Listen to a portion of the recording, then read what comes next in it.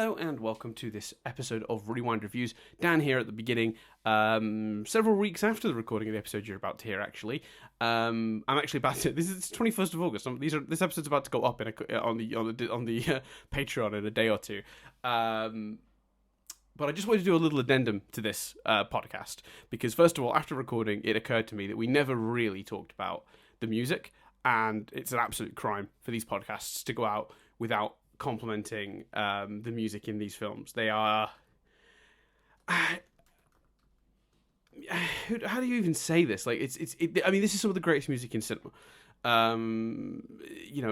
It's so perfect, the music for these. It's light and fun when it needs to be. It's got pathos. It's dark and scary when it needs to be. It's just it's so good. It has like that Shire theme is so perfect. Like, yeah, it's hard to really explain how good the music in these movies is and how much it improves the product, but we never really gave Howard Shore, the composer, his due, and that's really important to me. So saying it right now, some of the greatest music in cinema ever, and it's a crime. We were just so...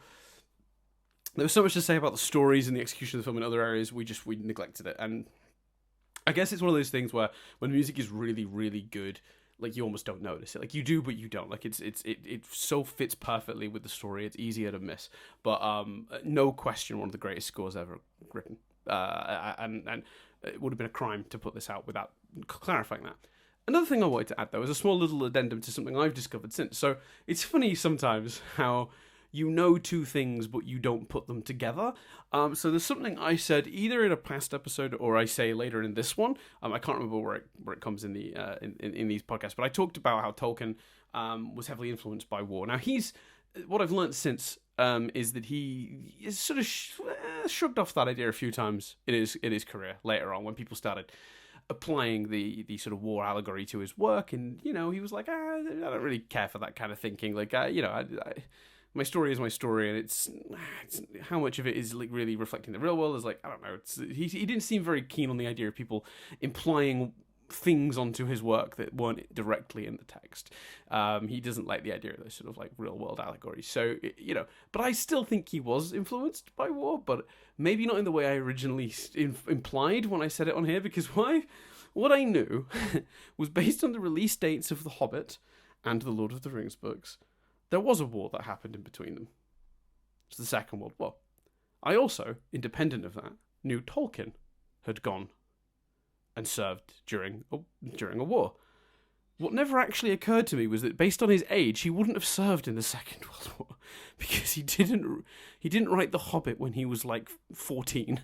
So, he wasn't 14 at that time. So he actually, what I implied and what the story always kind of was in my head, because it kind of made sense based on the dates and what I knew about the stories and stuff, was that he'd written The Hobbit, happy fun tale, gone to war, come back, scarred a little bit by his experience, right to Lord of the Rings. That's not the narrative. That's not the truth. That's the narrative I'd constructed, but it's not the truth. The truth was he actually went to war, the First World War, 1917, 1919, somewhere in that era. And then he didn't, obviously, he didn't take part in the Second World War at all.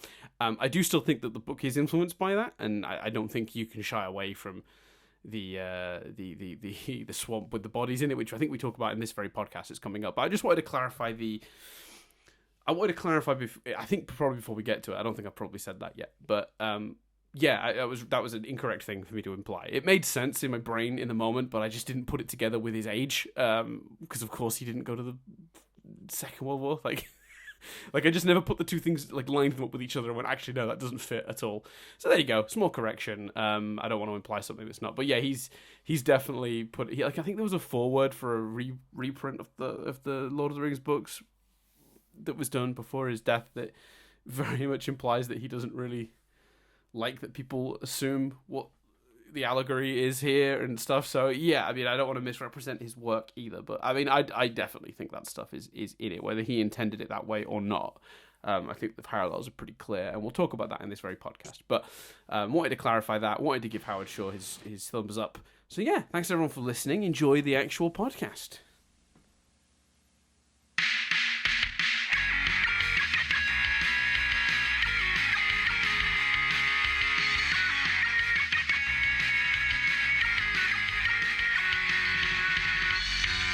Hello and welcome to Rewind Reviews, a movie podcast where we review films from our past, often childhood, sometimes teen years, and occasionally, if we're really feeling bold, we do.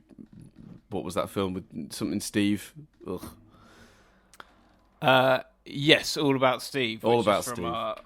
Our young adult years. But yeah, we go back, we look at them, we see if they're any good, do they hold up, and which is, but as a statement, do they hold up, is kind of the premise of this podcast, which makes it really tricky when I'm doing the little description of each episode, and I have to resist the temptation to write, because I write a little bit of a distinct sentence for each one, So for Gremlins 2, it's like, is this an ideal sequel, or doesn't it, or does parodying your first movie not work, or something like that. But often, it's just variants on me saying, does the film hold up? We enjoyed it when we were young. Does it hold up? Well, we enjoy it now, baby. Yeah. But yeah, that's the basic premise. This week, we're on the third of a trilogy, Chris. So yep. If the listeners... I'm talking to you, but the listeners, I think, I suspect, are listening. They're overhearing this. If they've only listened to this one, they've not heard the other two. Should probably go back. Yeah, we usually start this with our history with the film and whether we'd recommend it, and we've done that basically. In the first one we cover our history. Obviously, we recommend people watch this trilogy. So go back, listen to them, see how we felt about those two, and then let's talk about Return of the King, which, for me, pretty hyped up going into this one, because I can't remember what reason, but I ended up looking at a bunch of, Middle-earth films ranked articles the other week, and Return of the King, top of all of them. Really? My personal, yeah, like Screen Rant, Collider. I don't want to get into it too early, Chris, but it's the worst one. Well, let's, so it's interesting. Well, okay, my memory was I enjoyed this film the most, was my memory from a youth. So I'm pretty pumped to watch this movie, and it's 50 minutes in, and I'm like, nothing's really happened yet. There's not been a set piece. Like, this is strange, and the conclusion I came to like literally dive right in. The conclusion I came to was it is a great Lord of the Rings movie, and it is probably emotionally speaking, potentially one of my favorite Lord of the Rings movies. But I don't think it's technically the best, and I think all the reasons this movie works are grounded in the first two movies. The Frodo and Sam stuff works, and they do some great Frodo and Sam stuff, but a lot of the legwork is done in the first two movies. Christ, they used the first two movies to just get away with some stuff they don't really explore in this film. In particular, Aragorn and Arwen, that are just like, oh, okay, You share a big kiss at the end, and that's fine. Like, you're not going to explore her making herself human, and you're not going to explore the dream we're over sequences. Like, okay. I think there are a lot of flaws in this film, and I think its successes are successes mainly rooted in the fact that it's the third part of a 3-part story, and a lot of that groundwork has been done in the first two movies. Yeah, it's done well in the first two movies, because the first two movies are so good. I can absolutely understand why someone would say this is their favourite Lord of the Rings movie. And I talk about this a lot, the distinction between favourite and best. And I think favourite can be very personal, and best can be more kind of, a bit more technical maybe. And I can understand. A bit more objective, I would say. Like, I think I can acknowledge, like, the structurally, I tell you what it is, it's what we did this week with our podcast, Nothing But Static, where we talked about, practically speaking, we had no criticisms of Love, Death, Robots. And while we had some criticisms of The Owl House, which might have meant that Love, Death, Robots was objectively better, the thing we'd enjoyed the most, our favourite thing, was the Owl House. We'd gotten more out of that. Yeah, completely that. Like, I think technically, The Winter Soldier is a better film. It's a more cohesive, better constructed film than a lot of other films in the Marvel universe, but it's not necessarily my favourite Marvel film. Right. If I was doing a favourites list, I'd potentially put some of the Avengers movies above it. And I completely get why this could be someone's and a lot of people's favourite Lord of the Rings film. But I'm just watching it going, I don't think it's the best. I don't think it's the best constructed. I think there's plots that aren't explored, and then we're meant to feel emotional payoffs. The big one for me being Aragorn and Arwen. Like, when that happened, I was like, oh, okay, we're back to, okay, all right. I think there's things missing. Like, you spend so much time on the trees last movie. I'm like, when are the trees joining the battle? Oh, we're doing kind of the same thing, but with the dead instead. Like, and admittedly, much more concisely than the tree thing, but we're doing that instead. Okay, fine. There's a lot of time with characters where I'm like, why are we exploring this instead of not exploring this, and then instead going into more detail about this? I cannot make my mind up about how I feel about Frodo. It blew my mind, and that I'm really going in now. We need to potentially take a step back, obviously, and get your thoughts. But I completely, for my memory of Lord of the Rings ending, is Frodo going, no, it's time, chucking the ring in. And I'm like, oh no, the ring I've got some real issues with the way that's handled. The ring corrupts him. It fully corrupts him. The only reason Frodo doesn't save the day. Like, Frodo and Gollum fight, fuck up, and the ring falls in Mordor. Like, I mean, Frodo did all the work to get there, but in this movie paints Sam as a bigger hero than Frodo, like, in my opinion. And then, so I'm like, okay, but if you're going to do that, let's explore that. And I can't make my mind up at the end, because there's the notion that obviously, Frodo can't stand that guilt. He can't stand what happened to him. He's too emotionally scarred. So he goes off, and potentially there's sort of this idea of like they're all sort of kind of going off to the other side of the sea and maybe heaven and their deaths sort of thing. And Frodo's going with them, but we don't really. I'm sorry, but I would understand someone loving that. It's a deep idea, but it's a deep idea. It's not actually explored much because, the films run out of time to explore it. It's this incredible, and I don't know what they have to follow from the books, but either make Frodo the hero, or if you're going to make him the villain, then explore the aftermath of that. Explore the PTSD and stuff that he would have from that. And we don't actually explore that. We know what he concludes. He concludes to move away from the Shire and all of that stuff. But you have to add an awful lot. Like, the movie's not giving you much of that. And I just was left with this strange feeling of like, oh, like, I still enjoyed it. I still enjoyed it as a part 3, but as a singular entity, it's quite long, and I'm not sure about the structure, and I'm not sure about. There was all the amazing character stuff is surviving on legwork done in the other 2 movies. And there's a lot of character stuff, like the Frodo stuff and Aragorn were the 2 big examples for me. Aragorn and Arwen, that aren't explored in this movie. And you know what, Dan? I had every intention of starting this podcast by going, over to you, Dan, let me get your thoughts. And I've ranted for 10 minutes and clearly feel sometimes when we review stuff, you let it percolate and you don't realise how strongly you feel about something until you start talking about it. And I feel and I'm coming in much harder, but I guess you going, it's the worst one, has sort of given me permission to let rip, I think. I think we're going to take some flack for this because it's a lot of people's favourite. What did you think? Yeah, no, it's the worst one. Is it a bad movie? No. Still really great movie. There's so many amazing things in it. You Bow to No One is still one of my favourite scenes in the entire trilogy. It's just what a payoff. But you know, like Chris pointed out, structurally, tons of problems. We'll try and break down in some of those, over the next sort of hour or two, or whatever, however long this podcast goes for, until we get tired of doing it.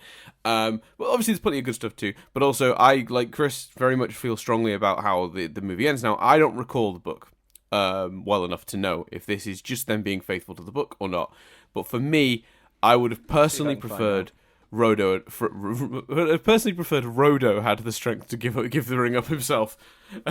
Just introduce a new character called Rodo, and he looks exactly like Elijah Wood, and then, played by Daniel Radcliffe, obviously, and he throws the ring in. No, no, I think it would be more satisfying for me if Rodo had done it. God damn it! Now I've got it in my head. If Rodo had done it. So I think my version of it in my head is that he does hesitate. He does hover over, think about it, look at the ring, and then decide he's going to put it on.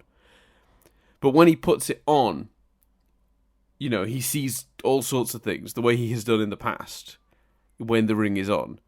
Maybe he gets a glimpse of Gollum, is reminded of what can happen to someone corrupted by this ring. He sees the eye, remembers the threat that's looming over all of Middle-earth. Then he gets a glimpse, somehow, through the magic of the ring, of his fellowship fighting at the gates, risking their lives to give him a chance to do this. And at that moment, it all snaps away because Gollum's bitten the ring off his finger. He fights for it back and throws it over. Smeagol dies leaping after it without thinking and falls to his doom chasing it. That's, to me, a way more powerful way to end this than what we got. Because I agree. It gives you the moment of doubt. Will he be corrupted by it? It gives you a chance for Frodo to understand the stakes again, sort of bring him back down to Middle-earth, as they say, and then have him do the right thing. Of his own accord. Not because what actually happens in the movie, Gollum attacks him. Because that's the only reason that ring ends up in that lava.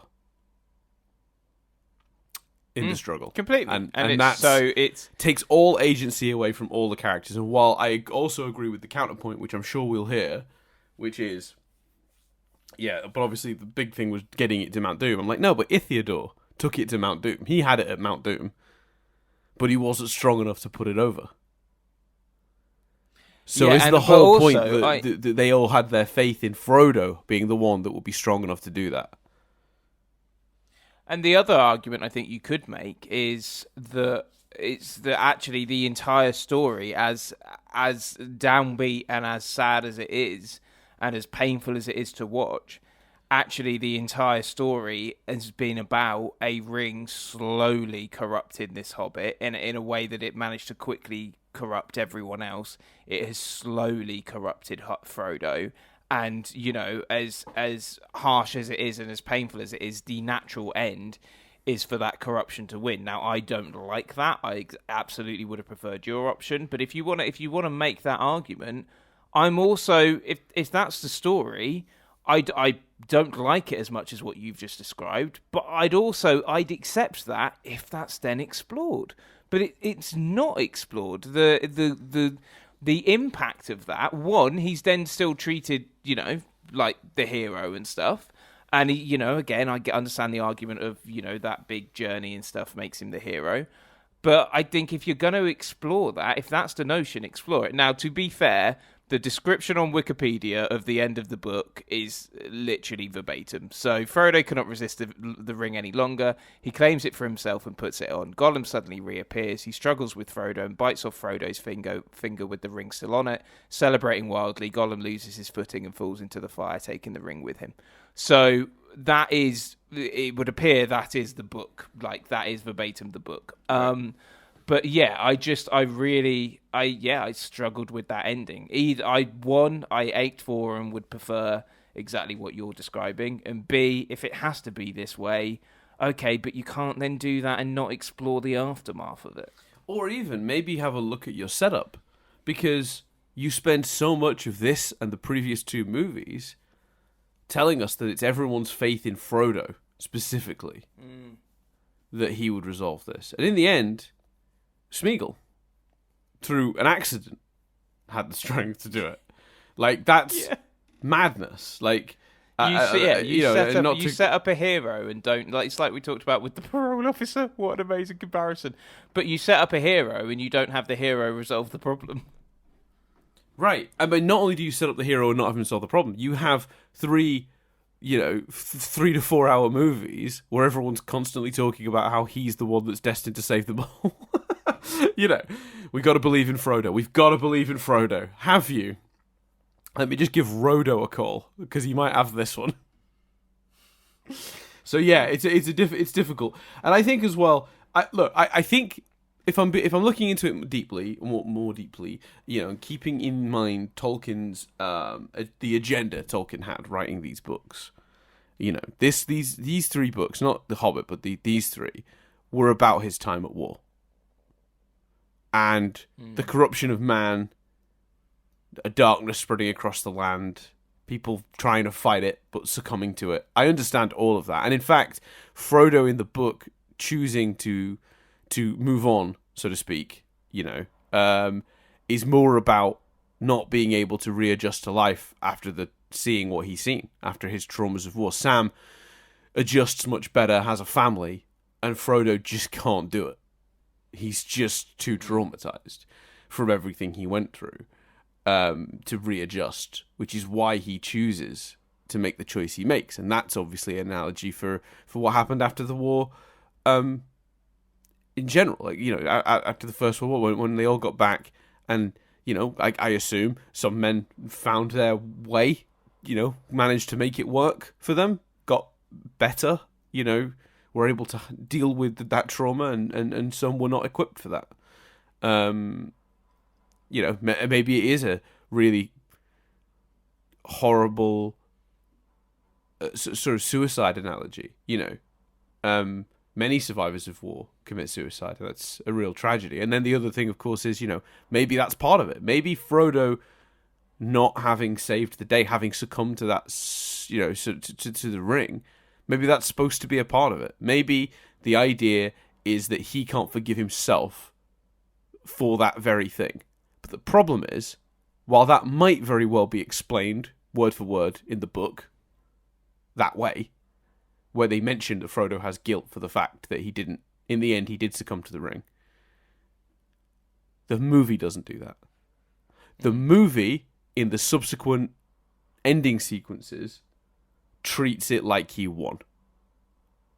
So if that message is supposed to be in there, and we've kept that ending for that reason, then we need to handle it like that afterwards. Because otherwise, what are we doing? You can't have both, Mr. Jackson. You can't paper over what might have been a very dark ending in the book with a happier one, but then still make Frodo do this. I think that's the issue. The criticism is really levied at the movie, because I think there's a chance the book make sense. The book probably makes it make sense, or makes it work in some sort of thematic way. Again, I have to apologise. Not a Tolkien scholar. Haven't read the book since I was very young. I reread The Hobbit occasionally, but I don't really go back to Lord of the Rings ones. I found them quite a slog when I was young. But would love to, Dan and I are approaching this discussion admitting that. I would love to. I have no interest in in slanging matches in comments. But if someone out there listening to this has read the books and is able to tell us whether that's explored more in the book, and whether in the book that those notions and ideas are given more time, then please, I would love to know. Like, genuinely, I would love to hear about that. And please comment below. I've got the books. It's made me tempted. I'm on holiday next week, and I'm bringing books because I intend to spend most of the holiday horizontal. Oh mate, I honestly remember coming back from Cos, I think it was, and someone at my work who's a real explorer was like, "Where'd you go? What'd you see?" And I was like, "The pool Yeah. and the buffet and our room. And they're like, "Oh, did you go anywhere?" I'm like, "Yeah, one day we went out." "Oh, where'd you go?"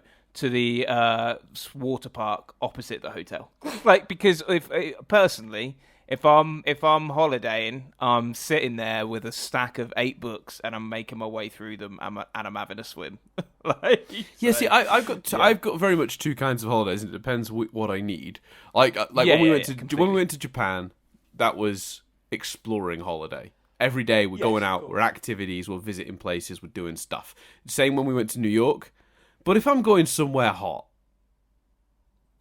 specifically, like, we're going to Spain this week, or any in previous holidays I've been to, like, the south of France and stuff. I just want to chill out on the beach or by a pool and read a book. That's all. Sometimes I need a rest holiday. Sometimes I need an actual rest holiday, and that is very much what's happening next week for me. I'm very looking forward to it. It's great because when you get those type of holidays, I also get a holiday from you. Yes. It really works out very well for everyone. But yeah, no, there's a chance I might bring those Lord of the Rings books with me because I've got them. They're on my shelf. I can literally, in fact, they're in my eyeline right now. I might bring them. I might find out.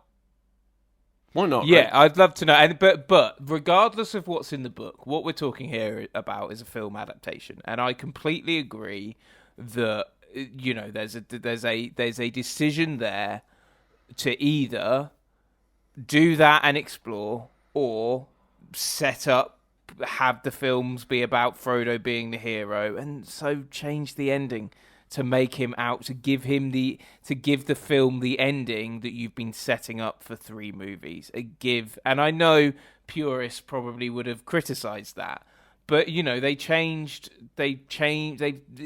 stuff in Watchmen. It happens if it's required for the entity you're constructing now, the story you're telling as a filmmaker has to come above and ahead of sort of authenticity in terms of, like, copying all the exact things that happened in the book. You have to put the story you're telling ahead of accuracy. Maybe it's the better word. Which is, like, for example, a good and take a shot here. And I don't even know, because the conclusion of the story wasn't out at the time. But I really respect the filmmakers of Harry Potter for going, right, we don't have as much time and nuance as they do. Spoilers, Ron and Hermione is a thing in the films the entire way through. Like, even down to one of the last shots of the first movie when they have that awkward exchange because they clearly have feelings for each other. And it's embedded from the beginning of the films, unlike the books where you can get inside characters' heads and you've got more time and you can talk about puberty and feelings changing and all of those things you don't necessarily have time for in the films. So it's, that's different, but it helps the films. That element of the films is stronger for it. Yeah, 100%, 100%. So yeah, I think it's one of those things where you've just got to, you have to put your story in front of that. And not worry so much about fan reaction. Like, I read, slightly stealing something from the trivia here, but I did read an interesting thing that apparently Peter Jackson didn't like this sort of ghost army, the dead army that's in this movie. It's in the book, sorry. He kind of felt it was a bit too out of the realms of realism for this story, and I had a really interesting, I spent like 10 minutes pondering that notion anyway, regardless, if that's actually true, because this is a franchise with, wizards and evil rings and ring wraiths and, giant eagles and golems and orcs, and is a ghost army really that far from from the grounding of the movie? How is that a step too far? Is that a step too far? If so, where is that line? How do you draw it? But that discussion aside, apparently, quite frankly, he just in the end decided to keep it in on the grounds that he knew the fans would be disappointed, because that's obviously a big part of the book. But I do find it interesting. and I think I'm not sure that less egregious to me is the stuff we were just talking about at the end. But I'm not even sure from a filmmaking perspective that necessarily works in the sense that I'm probably going to get moaned at in the comments for this, but for the second time, another entity has come along and saved the day. Yeah, like, so some other group have joined the battle to win of the second film. Yeah, yep. And this even is, to some this degree, is why is it the I first think film where the is it the first film? Sorry, where the elves also then sort of charge in. Yes. And and this is different, it's Aragorn convincing them, and there's a lot of great Aragorn character stuff there. All the as much as I have issues with Aragorn and Erwin, apologies, I'm probably saying her name wrong. I'm not even 100% sure I'm saying Aragorn right. Aragorn, you've got to find it's Arwen in this case. But I think the reason you went for Arwen, went for Erwin, is because obviously the other lady that he sort of has a relationship with, her name begins with an ER sound, I think. Yeah. As much as all the kind of love stuff with Aragorn, I think is handled not brilliantly. All the king she's elements. Called Eowyn or Eowyn. Eowyn, right? Which is too close to Arwen for my liking. Once again, all these names that rhyme. Cool.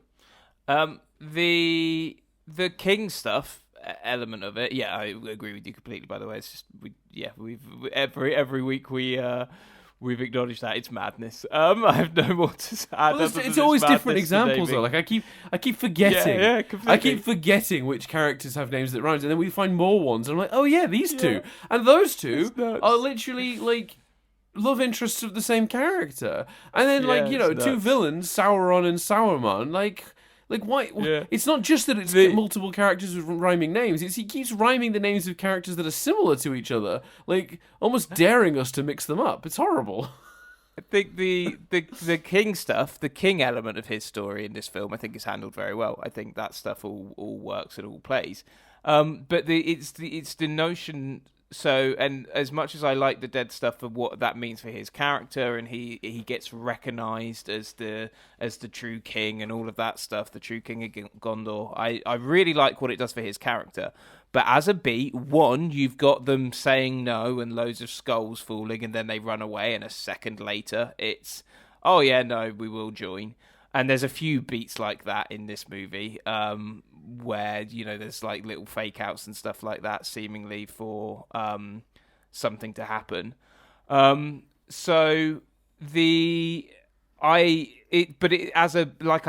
a notion, as a beat, it's the same beat as the second movie with the trees. Like it's swooped in, and the day is saved by another force. Well, no, because I think you're also forgetting that during the Battle of Helms Deep, Gandalf shows up over the hill with an army as well. Yeah, so that's an even more direct comparison, because that's a war is so the trees just decide to attack Isengard. Not decide, but come to attack Isengard. No one is there. The heroes aren't on death's door, about to be defeated there. It's just extremely helpful that they go for Isengard and take it down while all the orcs are off fighting the Battle at Helm's Deep. But in the Battle at Helm's Deep, the heroes are lost. The city might be about to be taken. It's starting to be overrun. And over the hill comes Gandalf with an army that he's gone off and acquired. In this movie, heroes are there at Minas Tirith, starting to be overrun, starting to look pretty bleak. Over the hill comes Aragorn with his dead army. It's literally the same beat. Like, it couldn't be any closer. Like, it's remarkable. And I remember, even when I was younger, feeling like, they just keep finding armies in these movies. Just like, we're probably about to be destroyed today. Should we go off and see if we can find an army? Yeah, go on. Worked last time. I did spend rustle up an army. And here's what I made earlier, Aragorn says as he goes over to an oven in an apron, opens it and pulls out the army of the dead.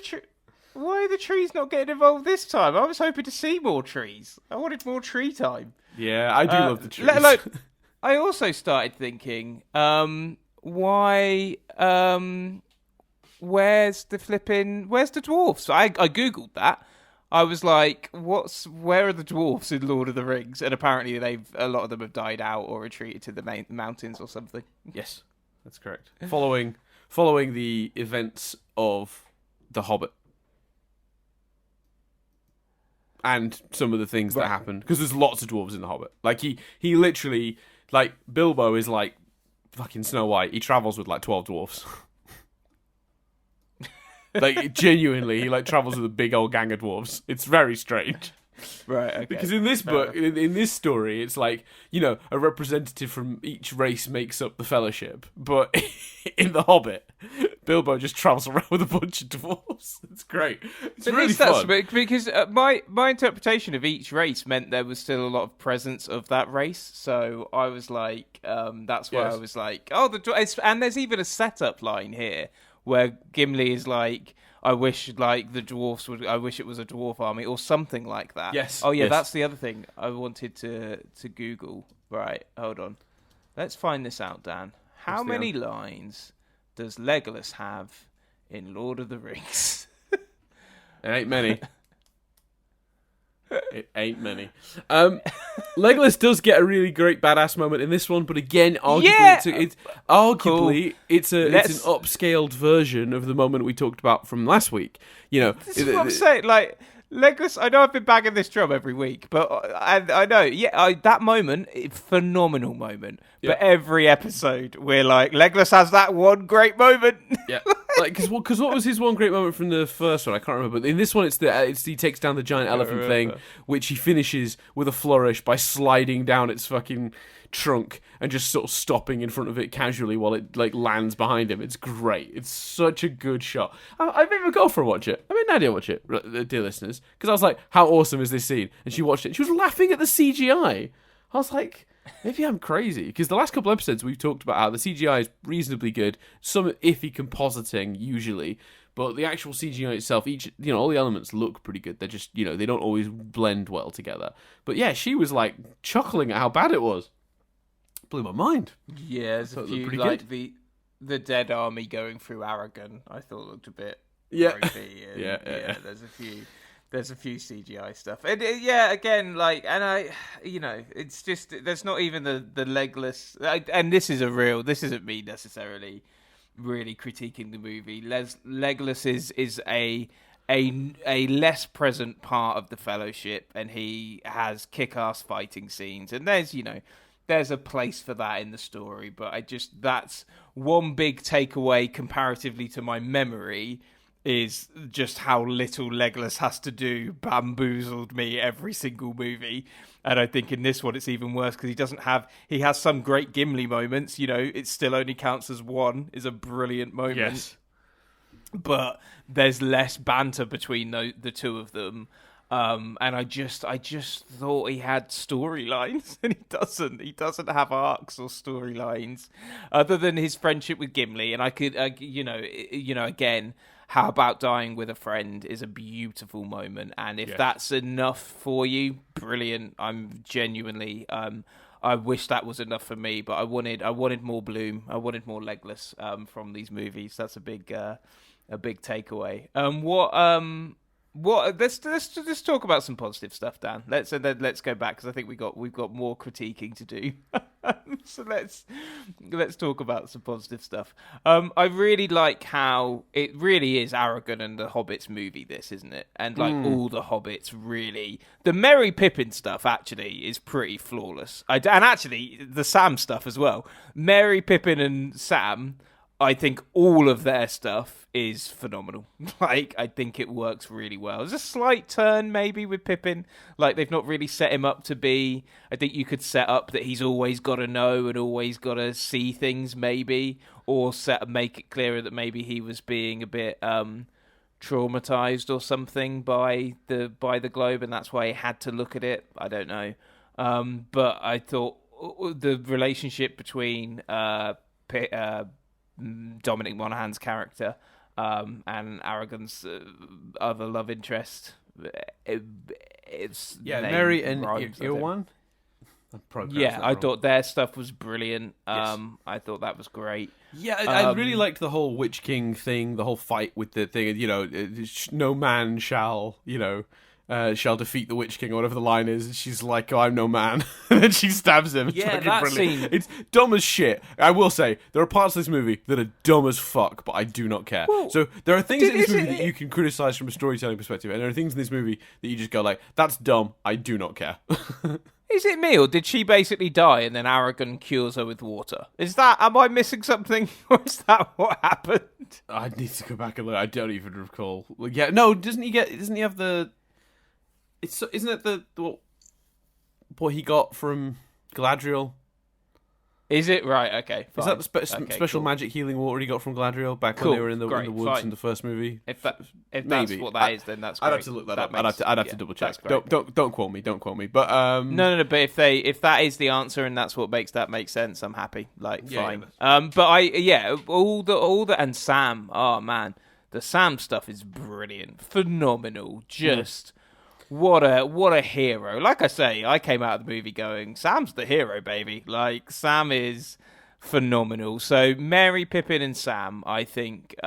Would you agree? All of their stuff is great. yeah, I think so. I think the struggle, maybe not the struggle, but like the reason I think what I was saying some parts of this are like maybe dumb is because it's very hard to buy, towards the end randomly Mary and Pippin separately successfully becoming fighters out of nowhere and not dying immediately. Like, there's a point in this movie when Ewan and Mary end up on the battlefield, and at first Mary's not doing anything. He's like, I don't know how to fight, and then she's like, give it a go, and he basically just starts killing orcs, and there's like 5 of them, and he kills them all in about 20 seconds. Stabs one, swipes at the other, another one lunges at him, he stabs him in the chest, and then he moves on. And it's like, wait a second, sorry. These are trained, like, okay, yeah, the orcs clearly aren't the greatest army in the world. They keep getting defeated. But, it seems like they mostly win on brute strength. But they are still technically soldiers. You're telling me this little hobbit guy that's had no training has killed 5 of them cleanly? Like, as they all tried to gang up on him? His head should be on a spire right now.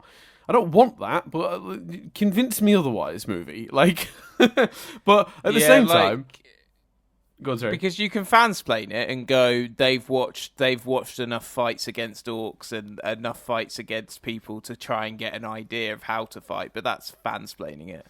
It is, but at the same time, to go back to my previous point, their stories are so much fun in this movie that even dumb stuff like that does end up just becoming like, yeah, fine, whatever. Okay, I guess they can fight now. Like, there is a part of your brain that just goes with it, because the same thing happens with Pip.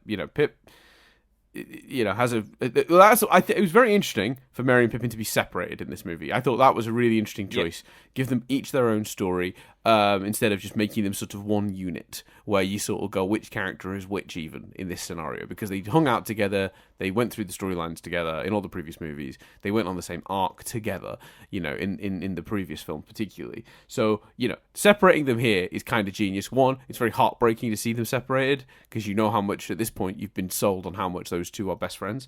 So seeing Gandalf be like, well, this bloody idiot is touched the orb, and now Sauron thinks he's the bloody halfling with the ring, so he's going to come after him, so he's safest with me. Off we go, because I've got to go to Minas Tirith. Bye, Mary. That's really fun, like, as an idea, like, to separate the two, because you feel that heartbreak immediately. Then, they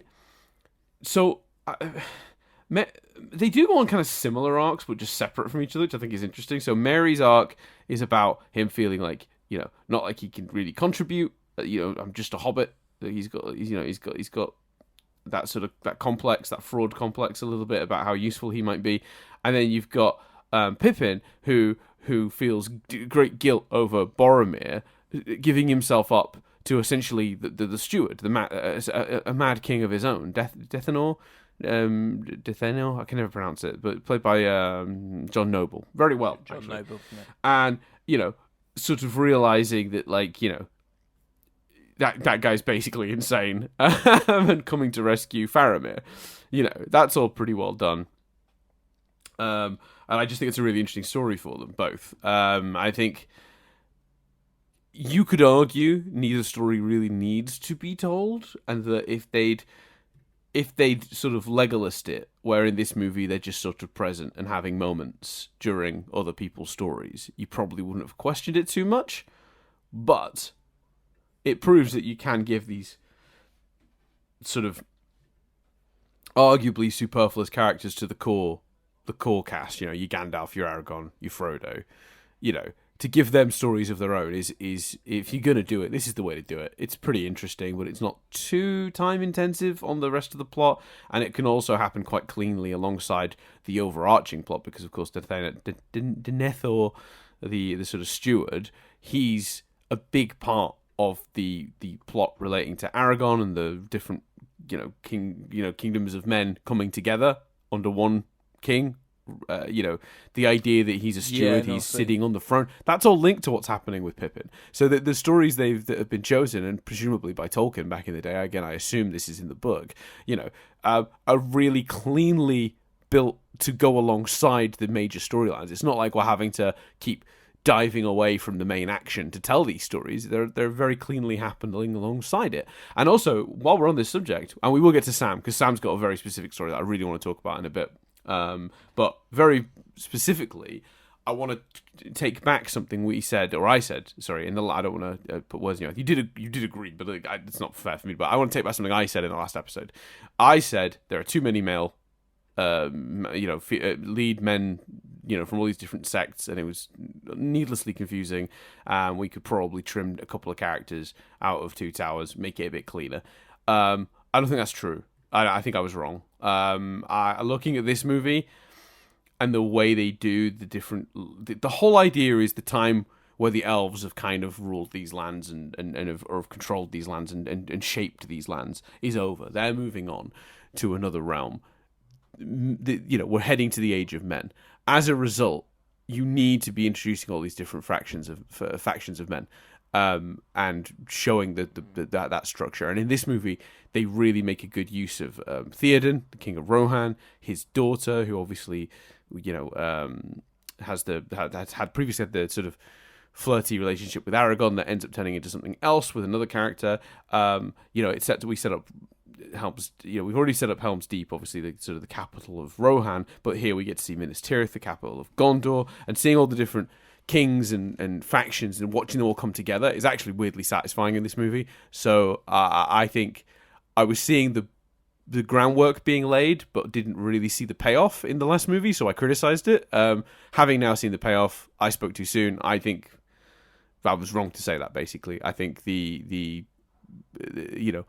having as confusing as it is to have a lot of reasonably attractive white men with long hair and beards running around all spouting nonsense words, it is confusing, but it's pretty cleared up by the time you get to this movie. You kind of figure out where everyone is and who everyone is, and there's less confusion, I think.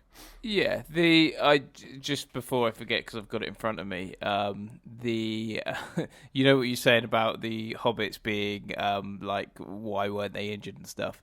There's a great line from, and especially compared to nowadays, where honest trailers can sometimes feel a bit bloated. The honest trailer for the Lord of the Rings trilogy is 4 minutes 27 seconds. It's really concise. It's an old one.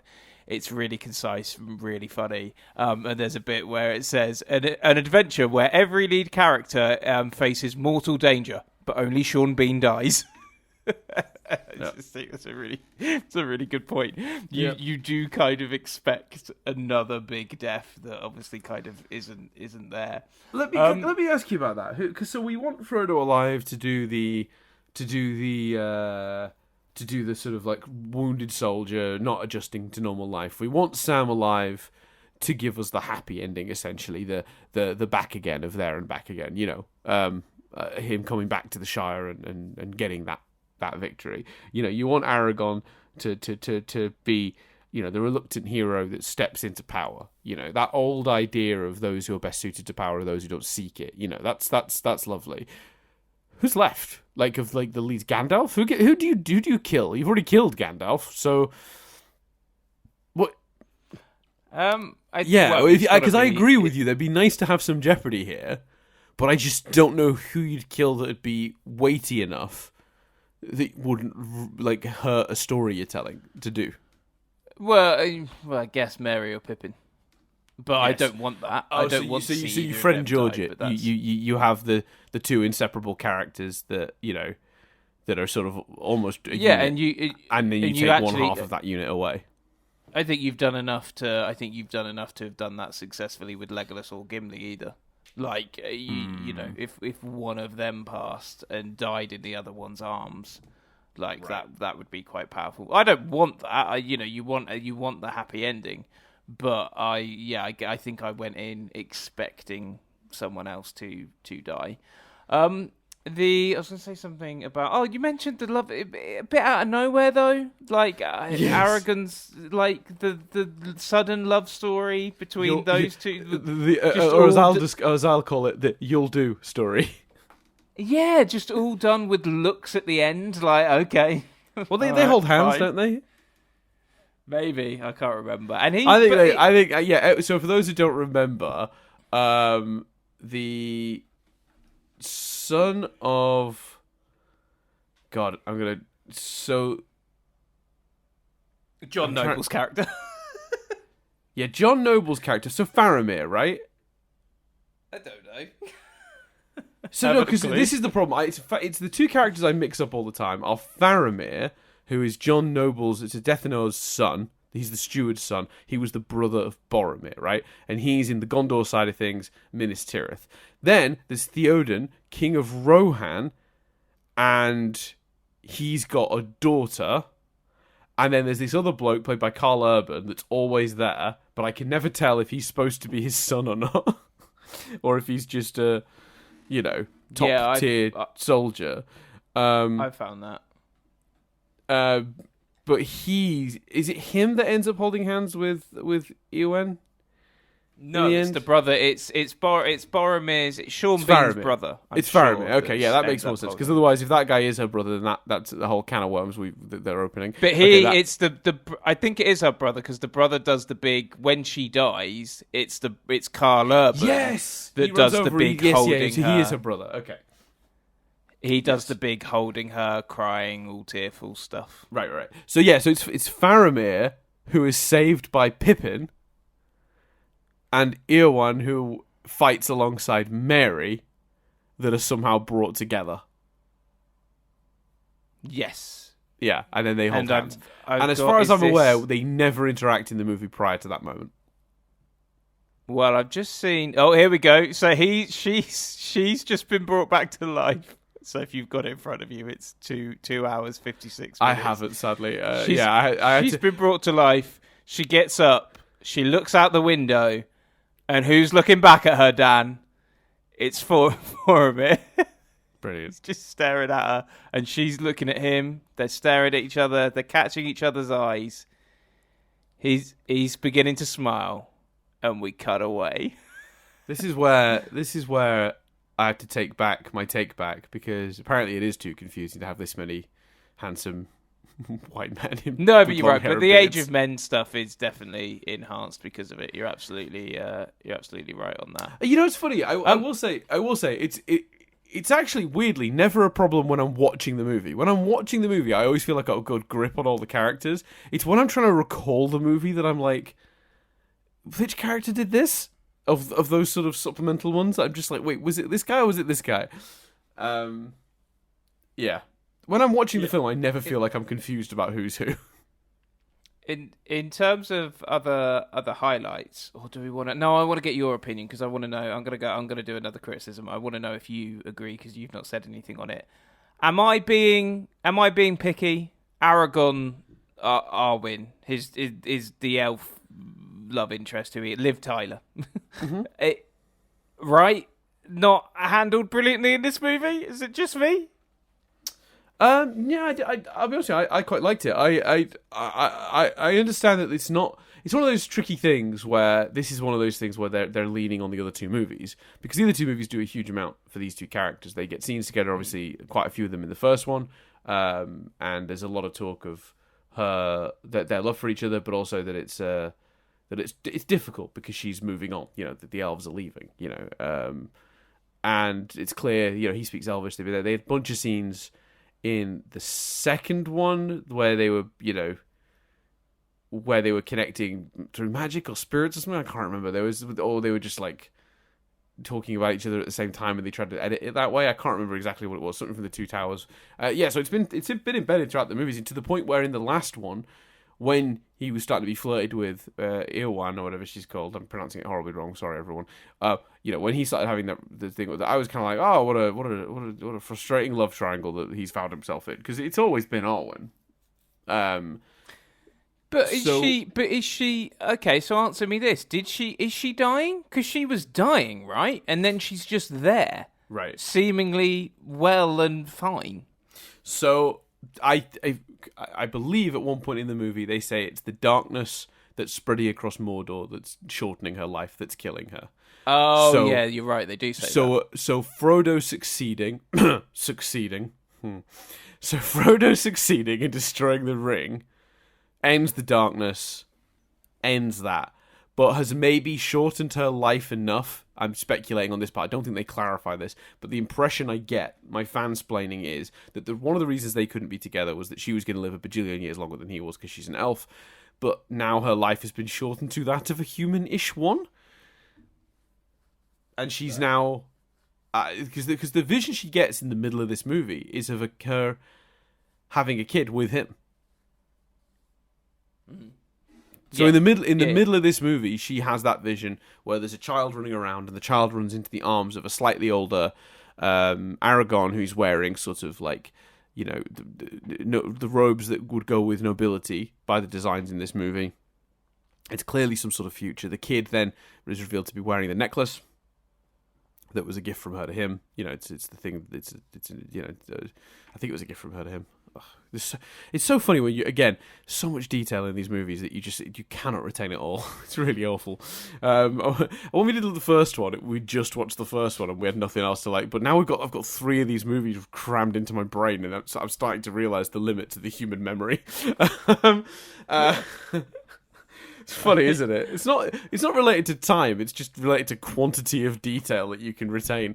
We've watched them really close together as well.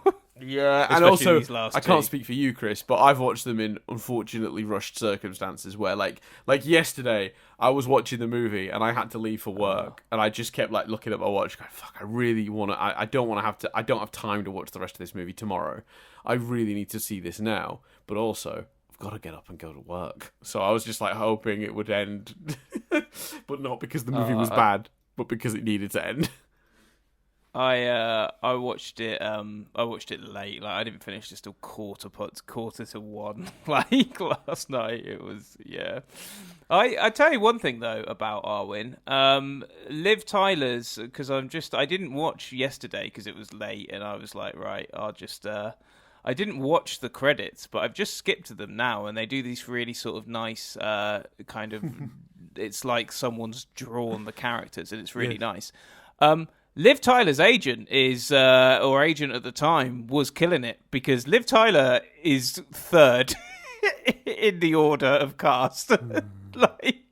Liv Tyler is before Vigo, whatever his name is. It's Elijah Wood, Ian McKellen, and then Liv Tyler. And I think Liv Tyler does an amazing job in these movies. I'm not sure she should be credited 3rd and Fantastic. above Viggo Mortensen. Have you got those credits in front of you, Chris? Now? Yeah, I do. Can you skip to the bit where the Weinsteins are being credited for their work as being producers early on before the movie changed studios? Do you know where that is? I wouldn't know, unfortunately. No, you can have a look through, see if you can find it. Because I don't think I know. Peter Jackson was very specific when he asked them to draw an image that went with those 2 names. Oh, right, sweet. I will. I'll go back because I assume that's before the cast.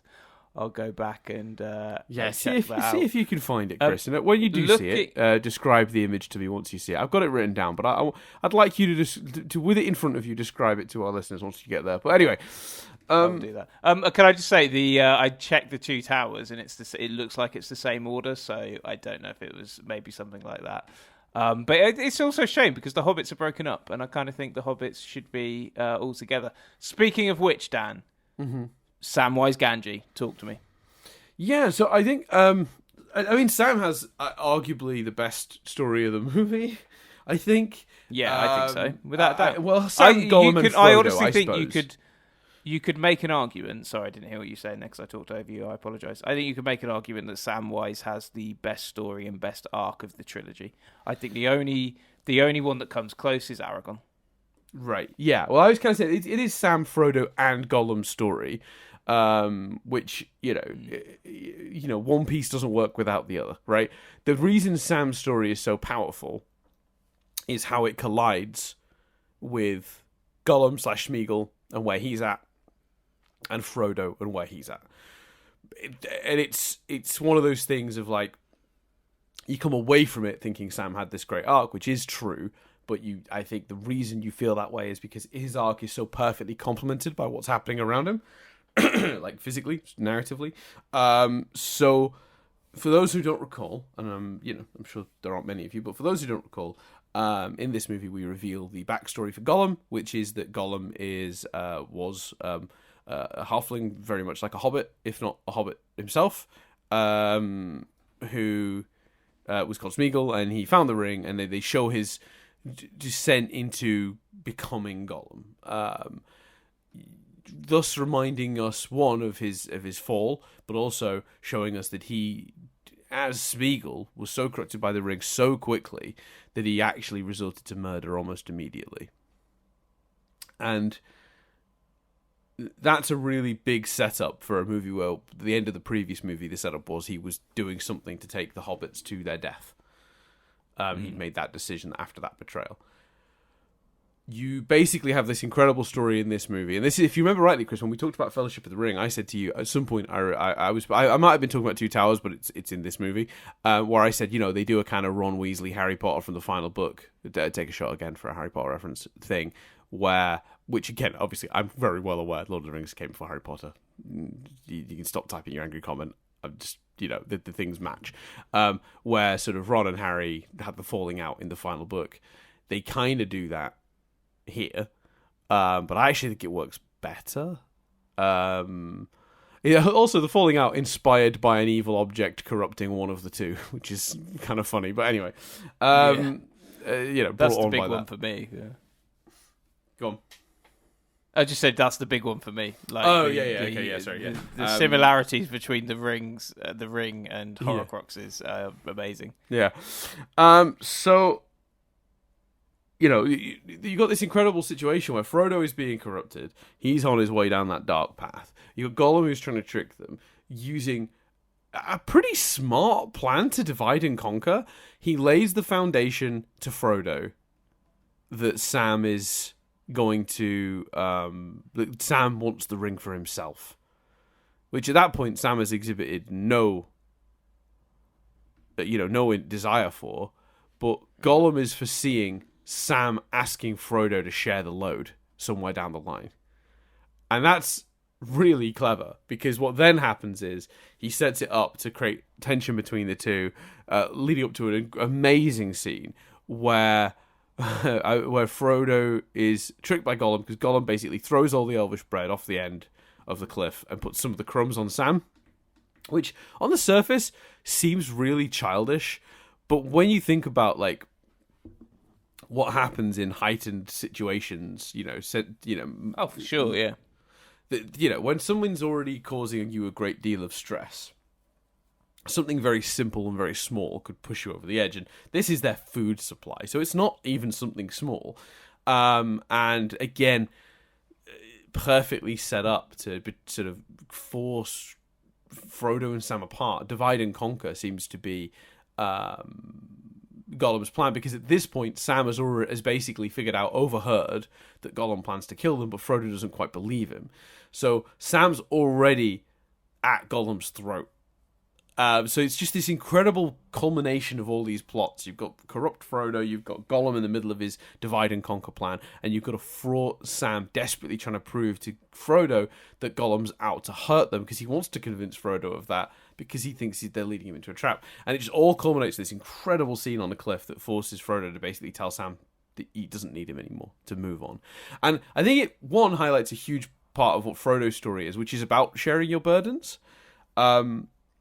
I don't know if this is necessarily intent or how much of this is in the book, but I really picked up on this idea of like going it alone, taking your burdens on yourself and not letting anyone else in to help when you could really share the load, but doing it out of some sense of like, you don't want to put anyone else out. You don't want to, your friends are there. They will help you. Your friends will support you. You can a little bit share the load. You don't have to do everything on your own. But having that story collide with Sam's, which is just this incredible story of determination and doing the right thing, where he's struggling against the lies of Gollum for the first half of the movie, and then just, the second half of the movie is Sam basically living out the thing he says towards the end, which is, all right, you don't want me to carry the ring? I won't carry the ring. You didn't say anything about me not carrying you. And Sam just carries Frodo through the rest of that movie, literally. Not just the end scene where he gets him up the mountain. He is the one who saves him from the spider. He saves him from the orcs. He's the one who gets them out of the situation when they're sort of caught in that scene needs to be cut, by the way. I hope that isn't in the theatrical cut. The scene where they're both dressed as orcs and they have to march alongside the orcs, and then there's a fight and they get away, and it's like, we didn't need that scene. Yeah, it's a very unnecessary scene. It's an obstacle too many, I feel. It doesn't really add anything.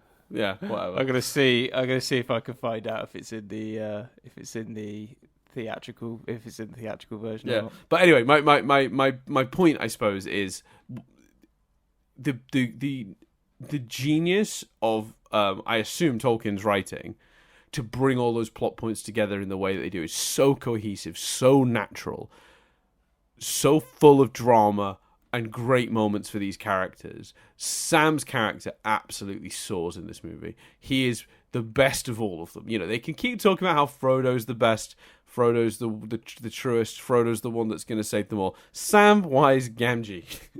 That's your hero. Yeah, completely, man. That's absolutely your hero. Never faltered, always true. Mentally strong, physically strong, just pushes through all these stuff. What an incredible character. And initially a reluctant hero. Frodo was pretty fine. We'll go get the ring to Rivendell, in the first one. And then, fine, I guess I'm ring bearer now for this shit. But Sam was always not really wanting to be there, but he did it out of loyalty and goodness, and that's a way more interesting character. So yeah, I mean, I know part of what I was just doing there was explaining the plot rather than critiquing, but I was trying to explain how intricately all these elements weave together and how good that is for all these characters. All three of them benefit massively from this movie. It's definitely the strongest side of this film, which is right. In the last movie, their plot was thinner, less powerful. I feel like the Frodo Sam stuff was less like relevant to like the Aragorn situation. On the other side of this. And maybe even the Merry and Pip side. Whereas in this movie, they really do get to take the lead, those three, and that's important because this is the movie they're getting towards the actual destruction of the ring. So yeah, Sam is an absolute brilliant character in this. Sorry, I talked for way too long there, didn't I? No, I think he's an absolute. I think Sean Austin's performance really is a big part of that as well. It's so to play pure love as a motivation is really difficult. Like, that's not an easy thing to sell, and he absolutely sells it. Just love, loyalty, and being a good person, and it's brilliant. I completely agree. It's like I say, it's one of the highlights of the movie for me, if not the highlight. I think it's so effective. You're so emotional. It's the bit where he says, don't go somewhere I can't follow. Oh, God. Like, it's so emotional and such brilliant writing. And just such it's such great dialogue. And again, I don't know who's to take credit for that. I assume Tolkien. But don't go somewhere that I can't follow. Wow. Just like says so much about the character, what the arc's been, what his mission has been this entire time. It's wonderful. I mean, admittedly, I don't know how heavy we know he can carry Frodo because he carries him at the end. Maybe if you're ducking to one side to hide from the orcs, take Frodo's body with you. I don't know if he's weighed down by all that web shit, but It's a bit like, oh, he's just left Frodo, left him as bait for the orcs in the middle of the thing. Okay, but I guess he thought he was dead. But yeah, the Samwise stuff is amazing, and Sean Astin, and as you were quite rightly praising as well, Gollum and Andy Serkis, just incredible performances in this film. Yeah, and absolute standouts. And it's just the way the stories complement each other. They all feel individual and like they're their own arc, but they are all sort of crashing against each other, and sort of in this sort of like very artful way. They're just sort of like perfectly set up to be coming across each other in moments that push the drama for each of them in their situation. It's really well done. I think. My memory is that some of the early Schmeagol stuff that's in this movie isn't in the theatrical cut. I could be wrong. I could be misremembering that, but that was my memory of it. And I think it really does a lot for the Gollum character to see him, turn, to see how quickly he turned as well. Yeah, definitely. Like, he resorted to murder almost immediately. Like, there was very little time between getting the ring and killing a dude. Like, that's, like, very... Even though the circumstances were that it became a scrap, and it wasn't like, he didn't, like, just get the ring and then grab a, shotgun and go ham in the Shire. He did immediately get himself into a struggle where he was willing to kill someone for the ring. It's just very, very... Yeah, it just tells you so much about him. Helps you understand his situation more. Yeah, he was just so weak to its power. That's really good storytelling. Excellent work from all the actors, and it's so good. Andy Serkis getting his actual face on screen as well, also a good thing, I think. Yeah, absolutely. Get this, Dan. So I haven't got the answer to the question. Is that scene in? But basically, it adds the extended editions of this film. The extended edition of this film adds 51 minutes to the running time. You're about to talk about Saruman, aren't you? He's not in the theatrical version. Correct. Yes. That's madness. Right. So that character just disappears. Yeah. So, yes. In the theatrical version of this movie, and this is, it was in my trivia because I'll cover this, but I'll do it now instead because I think this is really interesting. So even though Saruman's demise appears in the extended edition DVD of the movies, Christopher Lee was not amused that his character was cut in the theatrical release. In an interview done after the release of the extended DVD edition, he acknowledges that the filmmakers gave him several arguments for trimming the scene, pacing and time constraints, but in his opinion, none of them justified omitting such an important narrative element. As a result, Lee and Peter Jackson had a brief falling out. Lee did eventually agree to appear in The Hobbit, An Unexpected Journey, and asked Jackson, jokingly, if his scenes had been cut when he was invited to the premiere. So, yes. So, for me, that is an absolutely insane decision. We set up for two movies that there's a villain and a sort of sub-villain that's helping him in Saruman. And if Saruman's end isn't in that movie, I can't understand how that's even... Like, how is the number one criticism coming out of that movie not... Where the fuck did Saruman go? Yeah, completely. That's madness. And don't get me wrong, I didn't particularly love the death. Like, one... I love the fact that they're having a conversation, and then when he falls, you're like, how the fuck were they even hearing each other? Like, he's pretty fucking high, and they're all just having a chit chat with him. So I could be wrong, but I think that's magic because they can't talk to him until Gandalf shows up. Right, okay, fine. So I think there's something magic happening there to allow them to talk, because I had the same thought, and that was the conclusion I came to. It's not very clear, right, I'll give you that, but I think that is the explanation. I think they're talking magically, because it's only Gandalf, I think, that's communicating with him, if memory serves. So yeah, that's just something I noticed. And... him falling on a spike, not sure completely how I feel about that. His death coming at the hands of the guy who was, twisting the king and stuff. Grimmer Wormtongue, or whatever he was called. The fucking worst named character in this whole franchise. Oh yeah, I forgot that. So that was good. Yeah, I like that. Here's a question for you, Dan. And I really don't. I haven't worked out my answer to this, so I'm just chucking it out as a question to you, my friend. Do we spend too much time with John Noble's character?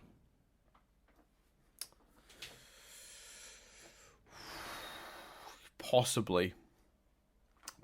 I think he does pull focus, at least in this cut. I can't speak for the theatrical. It's a lot. It's a lot of the story. It's like a story that's, you know, set up pretty thinly, minorly in the previous movie, and then becomes like a forefront element in this movie. And while it does give us a good sort of element for Pippin to interact with, like it maybe just eats up slightly too much screen time. The non-Pippin scenes with Dathomir, Denethor, the steward, Boromir's dad, John Noble, you know the guy. There were so many scenes of him that were unnecessary, I felt. But I did really, you know, it leads to some of my favorite stuff in the movie, though. I really like him sending his son out to death without sort of knowing it, you know, him being so confident that was the right strategic move, and the arrogance of it, and he's not even paying attention to what's happening. Like, he's not like it's not like they show him like in the tower with, you know, with his steward, like looking out over the lands, like wondering what's going on out there in the world. He's literally just like feasting and having someone sing him a song. It's like heartbreaking, and just like he's such a gross man. But I even think in some ways he did know. What I really liked was the notion, and this is maybe my interpretation of it, but I think the reason he refuses to listen to Pippin when he keeps saying that his son is alive is because he was genuinely so obsessed with Boromir and so convinced that Boromir was the hero that the only way in which his other son can live up to that is to die in battle. So he refuses to contemplate the idea that he lived, because to him dying in battle is honourable, and like that's such a horrific, fucked up idea. That's my interpretation of it. I think it's a shame we don't see a scene between those two. Like, this dude, you know, is injured badly and wakes up to see his father in flames dying. But that element of it is all really powerful stuff. Yeah, I think it's about time. I think, like, in a perfect world, you'd trim this movie a bit more, I think, than you trim the other two. I think the other two are pretty good, even their extended forms of being concise. This movie, we talked about it earlier, and I guess now is the time to get to it. Structurally, this movie doesn't really function. It meanders an awful lot. It's slower than it needs be. And we'll talk about the endings in a minute, because I actually think people get the problem wrong, personally. We'll come to that, though. I think people are correct to identify there is an issue with the endings, but I think they misidentify what that issue is, if that makes sense. We'll come back to that. I think less time spent with him, keep the core beats of his story, but maybe don't, because I feel like the movie really wants to flesh it out, so we spend a lot of time with him, but then the movie doesn't really successfully actually give us anything beyond the major overt beats anyway. So it's like, just keep it to the overt beats then. You know what I mean? Like, keep the scene where he basically admits he'd rather have, you know, Boromir had survived, have him, you know, brazenly send his son out to die, you know, but like, it's all the stuff around that. There's so much of it, and there's a lot of like conversations that occur. There's a lot of like long plodding scenes with him that I just shorten, trim, cut, you know. Structurally, I've got a question for you, Chris. You had a not a criticism, but an observation on the last movie, and you weren't sure how you felt about it, right? So we get to the battle, Helms Deep, and we stick with it for quite a while. We don't really. So you were sort of talking about wondering to yourself, where's Frodo during this? Where's Such a Body during this? You know, what are they up to? We've been cutting back and forth the whole movie, but now in the third act, we're focusing on this Helms Deep sequence. This movie kind of gives you a version of what you were wondering about for the previous movie, in that during the Battle of Minas Tirith, we are cutting away to other people, other characters doing other things, whether it be Aragorn and that incredibly badass scene where he threatens a whole fleet of ships when it's just him, Legolas, and Gimli, and then the army comes through. It's great. Love that scene. That's brilliant. So good. You and what army? You and whose army? This army. That's great. Despite the ropey CGI, it's brilliant. So good, so good. But we're also seeing what Frodo's up to. We're also getting we've also got, besides the actual major battle, even the interior of what's happening at Minas Tirith is obviously the plot line with the king burning his son, all that stuff. I keep wanting to resist the urge to call him the Mad King, because I know that's like literally a thing from Game of Thrones, but he's a sort of a mad king. That's kind of that's what he's doing. He's doing that whole shtick. But anyway, so we get what you were sort of implying maybe you would have preferred to see with the last movie, but you weren't sure. I don't want to put words in your mouth. How do you feel about it now, both in terms of the Two Towers and in this one? Which do you think worked better? Would you think about would you go back to Two Towers now and make it more like this, or do you think Two Towers got it right? Like, well, yeah, where do you stand having seen the third one?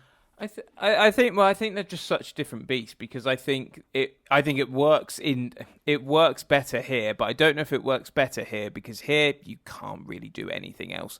I felt like you that some of the scenes with John Noble's character maybe could have been trimmed, but you can't, in order for everything to feel like it's ramping up, I think you have to be cutting between everything. And admittedly, that's kind of like this big battle, and then there's a bit of a pause, and then there's another big battle. And maybe you can just do the cuts between in that final battle. But I think in order to stay invested in everyone in this movie, and this movie really needs you to be, I think cutting between works here. Does it make you rethink the end of Two Towers at all? And how you felt about that? No, I don't think so. But I didn't pose that question to myself last night watching it. So obviously I've only had you asking now to think, but I don't think so. No, because I also like the fact that it's two different techniques and two different approaches. Maybe in that sense it does. Maybe the Two Towers battle does feel more epic. But yeah, I haven't given it that much thought, but my instinct would be not really. My instinct would be, I think on reflection, both do the right thing for the movie in hand. I think you had won me over to that point of view pretty much in the discussion anyway. Fair enough. In terms of Helm Deep. I do have. So in order to do this, Dan, I've rented the theatrical version because I couldn't find any article that would tell me. And it would appear that they dress as orcs, Frodo and Sam, in the theatrical cut. They dress as orcs. They go, "How are we going to do this? We can't get past everyone." And then they go down and they see everyone moving away, and they have it's a miracle scene. They're going away, and then the next time we see them, they've taken off the orc stuff, or they're about to take off the orc stuff, and they're just traveling along. So that scene, that whole bit about them getting caught up in with the orcs, etc., is not in the theatrical cut, and it is much smoother and better for it. That is a perfect example of something that does not need to be in the extended cut. Yeah, that's the problem. I think with these extended cuts is it allows you to fix certain things like Saruman. That needs to be in there. It's ridiculous that was cut. But then there's moments like that where you go, now here you've gone too far. And it's really hard to identify. I genuinely feel like Fellowship and Two Towers, nothing felt like it really needed to go. Whereas in this movie, a handful of things did. But there's definitely things that were added that need to stay also, such as Saruman's death. So there's maybe this one needed a bit. This is the longest of the three. Maybe this one did need somewhat of a trim. The first, and I can even, because I've got both up, let me compare. By the way, I should comment on that. You just rented the theatrical cut in order to to check that? Yeah, I couldn't think of another way to check it. I've got them on DVD, but I can't pop in a DVD whilst on the phone, so I couldn't think of any other way to check. So yeah, I did that. How much money did you just spend to do that? £3, so only £3. Right. So there you go, listeners. We need 3 more $1 subscribers on Patreon to cover the cost. To justify that. No, we need 6 because we'd split that. So if the month this goes out, if we gain a Patreon, Chris can have that money. So to answer your other question, see, I've now answered 2 questions with it, so completely worthwhile. In the extended version, the Gollum scene goes to 6:10. In the theatrical, it goes to 5:55. So it is all in the Smeagol introduction is basically the same. It's just slightly shorter, like some of the shots. In fact, it might not even be. No, it goes to 6. I just had my timings in the wrong place. Hold on, it goes to. If it's anything, it's seconds. It's like 10 seconds longer. Gotcha. So it's basically all there. Wow, that's great. I'm glad that's in there because I think that does. If that feels like the sort of thing that could be shortened or cut, if you were really trying to make sure that if a studio was breathing down your neck, you've got this 4-hour cut of a movie, and they want it to be shorter for the theatrical release because. Sad truth about movie economics: the shorter the movie is, the more showings you can squeeze in a day. An hour and a 40-minute movie is getting shown 5 or 6 times, whereas a 3-hour movie is only being shown 3 to 4, depending on how you. So that's just the reality of it. So, but if that's happening, I must admit, one of the things I'd be tempted to cut potentially if I was really looking down the barrel of like a timing restraint is the Smeagol intro, but I'm very glad it's in both because I think it's one of those very important bits. Did you find the credit, by the way, for the Weinsteins? Yeah, I had that paused. So because I've moved away from it now. Sorry, but I just because I've remembered. So for those, just because conversations moved on a couple of minutes, so just Peter Jackson had a rough experience dealing with the Weinsteins when the movie was originally being developed over at Miramax before it went over to New Line. He kind of expressed himself during the credits of the movie for this when he had a pencil sketch appear under their names of what, Chris? Well, it appears to be. So there's 3 executive producers listed: Mark Orensky, Bob Weinstein, Harvey Weinstein. Yes. Harvey Weinstein doesn't have a capital letter when Bob and Mark both seem to. But it appears to be a man with a big stick fighting off 2 giant orc-like creatures. Yes. It is a pencil sketch of a man fighting off 2 oversized trolls, referencing Harvey and Bob Weinstein. Is Peter incredible. Jackson the man, or is this Mark Orensky bloke the man?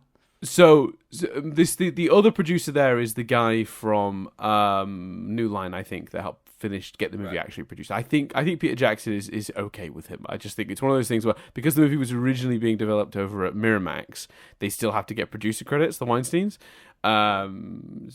Movie logic, but yeah, so I don't think that guy is a problem at all. I think he was. Yeah, I think he's. I mean, he might. Even... No, I asked because you could because the 3 names are like over the image, so you could almost, and his name is first, so it almost looks like he's fighting the Weinstein. Oh, I see what you're saying. Yes, because of course, because he's a friend of Jackson's that they then pitched the movie to, and he's the one that said why isn't. I think he's the guy that said why isn't this 3 movies. Which is what Jackson wanted originally. So yeah, that's very nice if that's what that is. That's great. Even better than I thought it was. I return your question to me about the fight. I return your question with a question, Dan. It's a question that has plagued audiences and viewers of this movie for years. I know it. I've got a bit at the end of my notes document that has 3 big questions about the movie that everyone asks.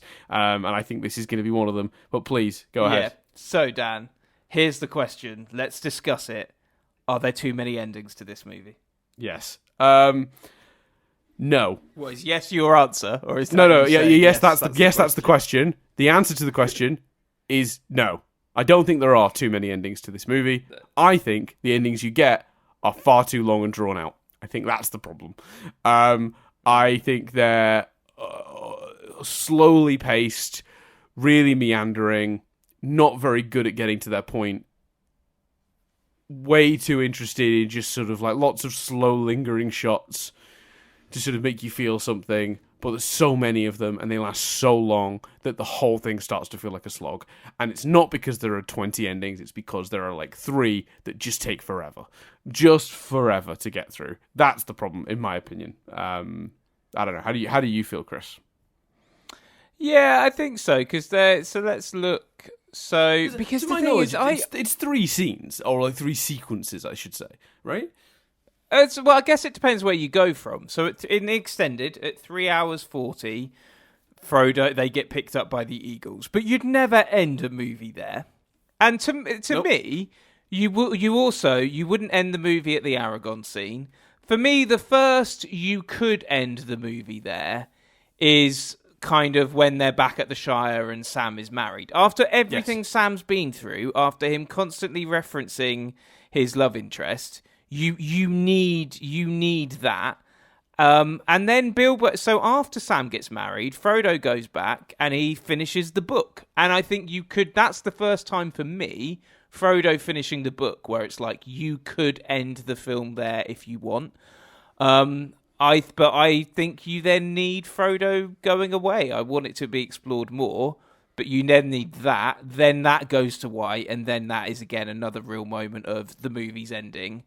You maybe don't need Sam and his family, but actually the notion of Sam is the one that has been able to get past this. Sam is the one that does get a true happy ending. I think is quite nice, and I kind of, we're big fans of Sam's arc. I'll take anything involving Sam. If I'm forced to cut one, I'm cutting that very last one. By the way, Sam's also got kids and a daughter. But yeah, I think you do need the one of the elves and Frodo going off. I don't think Bilbo needs to be in that scene. I'd completely forgotten about Bilbo, but I guess it's nice to know ultimately what did happen to Bilbo.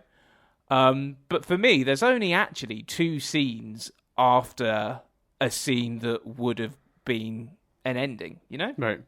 And if those scenes had all been slightly trimmed, yeah, you just sped up a tiny bit, like sharpened is maybe the right word. Less meandering. I don't mind the one where Frodo's waking up in bed and that goes in quite slow motion as everyone comes in. That's fine. You don't need to speed that up in any way. I think that's good as it is. But the pacing of all the scenes that follow that is pretty slow. But it's not just the pacing of the scenes, it's the editing between the scenes. Like the one where they go off and the boat goes off into the sunset and the screen fills with white. That tells an audience this is the end of the movie. And then we cut to something else. The bit, I'm just looking so I can know for sure. The transition with the books. He slams the book shut. And then we go to... You are literally ending your scenes with images and beats that would be the end of a film. So just cut between the scenes better as well. It's not, for me, that's, for me, I personally, a bigger issue even than the pacing. Because I think if you're not cutting the scenes like it's literally about to end the movie... Right. Then it makes more sense of that as well. Yeah, they're all visuals that end in cuts that could then have directed by Peter Jackson fade up. Yeah. Yeah. Completely. Yeah. I think that's a really good point, and I would adjust my answer to say it's a little bit of both those things. But I still don't think the question of are there too many endings. I still think the answer to that is no. I don't think there are too many. I agree. I other than. I would, if I had to, there's one I would cut. The Sam one, I think the Sam one, even though is needed. I think we need to know that someone came out of this horrific ordeal with exactly, what they wanted. And we basically get that in what these end scenes are telling us are Aragorn and Sam come out with the lives they wanted. They come out of this better than they were before they went in. And you need that. Because Frodo is not in a better place than he was before he went into this adventure. So you need to know that some people are happy. Before we do the other 2 questions, do you have any other sort of review? That seems like a nice lead into Triv. Do you have any other sort of review thoughts? Notes to dissect? Yeah, those just other two bits questions. to sort of talk about. I know you already kind of covered it in the last one, but I still really love Gimli and Legolas. In this one, they get the drinking contest as a really fun scene between the two of them. Um, this movie has the least comedy, I think, of the three, which is probably correct on balance. But I like that it still has some, and that's one of those moments that I really enjoy. I also love, Aragorn, Legolas, Gandalf, and Gimli showing up to the battlefield at Isengard, and those two hobbits are just sat there enjoying their spoils, having toppled Isengard seemingly by themselves. It's a remarkable moment, and it really is a fun payoff. Yeah, I really like that. One of my biggest laughs was when I can't remember who they're talking to, but Gimli's line, they go to speak to someone and then someone just kills someone else, and Gimli just goes, well, I guess that's the end of the negotiations. Yes, that's a great line. So yeah, there's a ton of really light, fun moments in this too, mostly up in the sort of first act of this movie, but it's good. The comedy in these movies it's been a real pleasant surprise for me in the rewatch, because my memory of the books and even really these films, they were quite dark, kind of grim. I'm glad there is some levity, even in this one, which really does need to be a bit heavier. I think that's really good. We haven't really talked about Billy Boyd singing alongside the essentially a massacre. What a brilliant way to do that moment, to choose to have, the king just casually asking, like, his new squire or whatever you want to call the role that Billy Boyd's Pippin is sort of taken on. Him to just be like, oh, sing me a song, and it's like he just wants some entertainment, but then to intercut that with the battle and make that a really kind of sad song. Just, yeah, incredible. Really great moment. I do like the Battle of Minas Tirith, even though I don't think it's as good as the Battle of Helms Deep. I love all the stuff with the giant elephants. I like the really big battering ram thing. I think that's really cool. That visual of that coming through the door from the other side, and what comes through the door is like a wolf's head. Brilliant. Really, really upsetting. The spider. We haven't talked about this. I think it's a great visual effect, but also deeply upsetting to look at and see it move and doing. It's a really horrible scene. And Frodo like foaming at the mouth and stuff after he's stabbed by the thing. Just really gross. Yeah, really enjoyed that. I'm trying to think. Oh, have you got your maps with you, Chris? By any chance? Oh yeah, I've got my maps. Where are we? Let me just. Yeah. I was Turn to wondering the if you could help me index. find somewhere. Yep, I'm on the index. What are we looking for? I'm looking for Nitpick Corner, Chris. Oh, yeah, no, I know I don't even need the map, mate. I know the route to Nitpick Corner. Let's go. Beautiful. We're at Nitpick Corner. Right. The Witch King. I'm very happy we brought back the Ring Wraiths. Different outfits, fine. They look cool. I like the idea of giving them sort of human features by putting like big helmety things on them. No problem. On board. We see them all die at the end. We get it. All good. But the main one, the Witch King one, they have a few fights with him, and he's pretty formidable. And then someone just chops off the creature's head. And I just think, did no one else think to do that earlier in the movie? They've had 3 or 4 encounters by that point across the battle with the Witch King on his big flying dragony, whatever you want to call it. And then the final one where he comes after the lady, Erewhon or whatever she's called. Someone just, I can't remember who. It might very well be Mary, but someone just swings a sword, takes off the creature's head.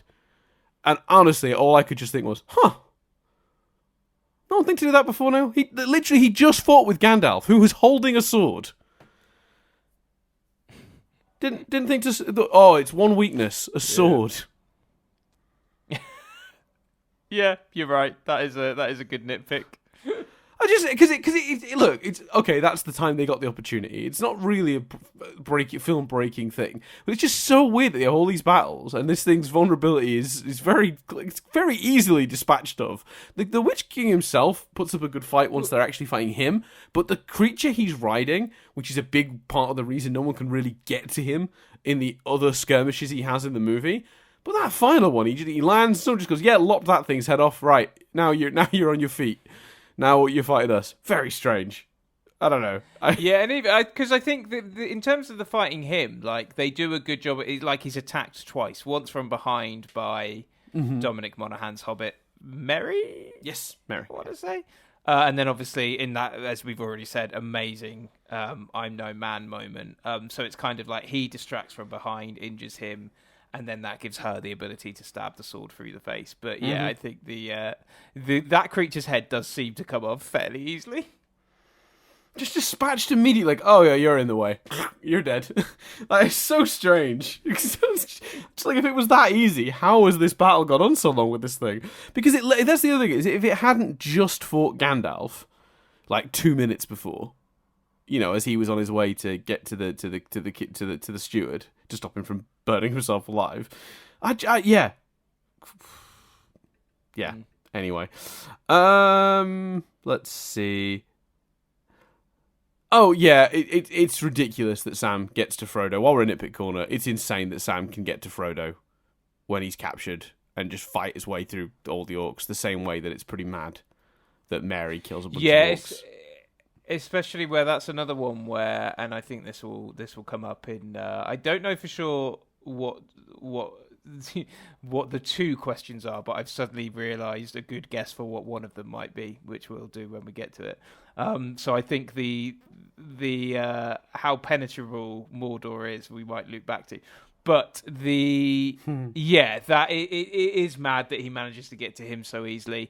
I think especially because that's one of those things where we've done 2.5 movies at this point of setup of how impossible it is to get in this place. And then in that instance, I know he's already in, and you can kind of make an argument that all the orcs are distracted because they're all going off to fight. So maybe there's less in his way than there would be otherwise. I think that is the argument. But it does seem a bit odd. Yeah, it's weird. And then we see him literally in combat with orcs and winning, and it's just like, sorry, Sam? Like, really? He's not dead now? There is a lot of this movie just making you go like, you know, all these things that were threats, they're going to dispatch pretty quickly or easily without any real threat to themselves in this movie. Like, they're gonna, all the orcs that have been vaguely threatening in the previous movies, they're just gonna, you know, they're not gonna run. They're gonna pick up a sword and just slay them this time. Don't worry about it. It's movie magic, movie logic. I guess it's fine. But yeah, it did occur to me. All right, let's deal with the questions, Chris. Let's deal with the questions. So can I guess one of them then? So the first one we've already covered, which is, are there too many endings? There are two more big questions that get asked around this movie. What do you think the other one is? Yeah, I think one of them is, could they not have just flown the ring in to Mordor on the Eagles all along? Yes, it is that question. Yeah. Having now seen the movies, Chris, what do you think? I think no. I think that's fucking ridiculous. Right, so the Eagles and Gandalf fly over Mordor when the Saruman has been defeated. When the defenses are down, when the orcs all the orcs that haven't already left are fleeing in fear.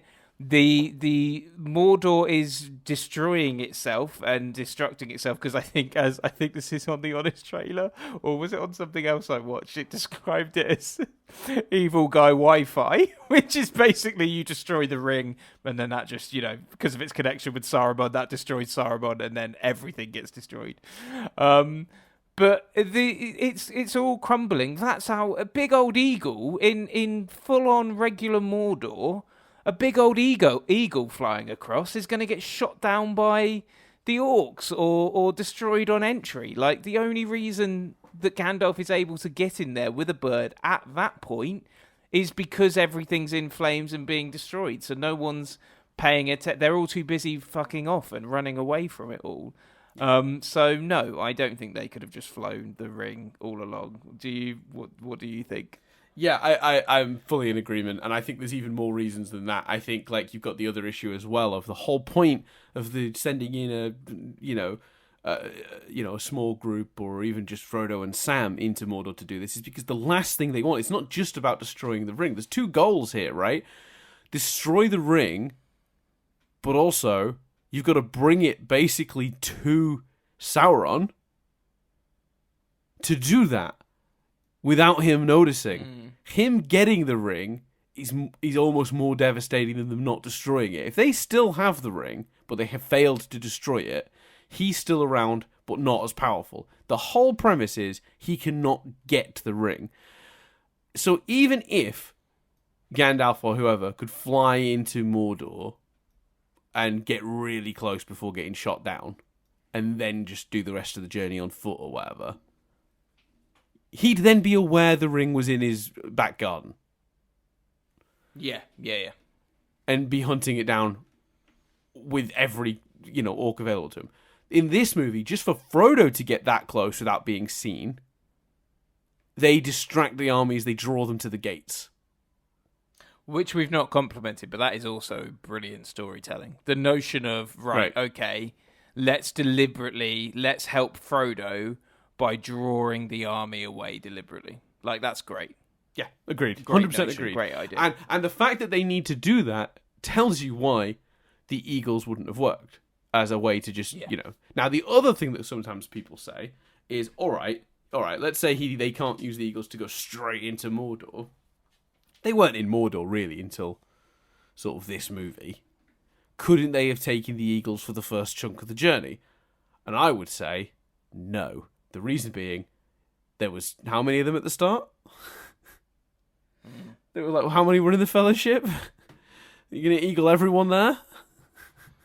Yeah, but also they don't. It's the same reason. The reason they're underground and having to go underground, where presumably you wouldn't be able to take the eagle at first, is because of the whole notion of there are spies everywhere and the birds were spying on everything. So if the birds, they set up in the Fellowship that the birds can act as spies, so you can't use a bird just for that reason, Yep. So yeah, I don't buy the eagle thing.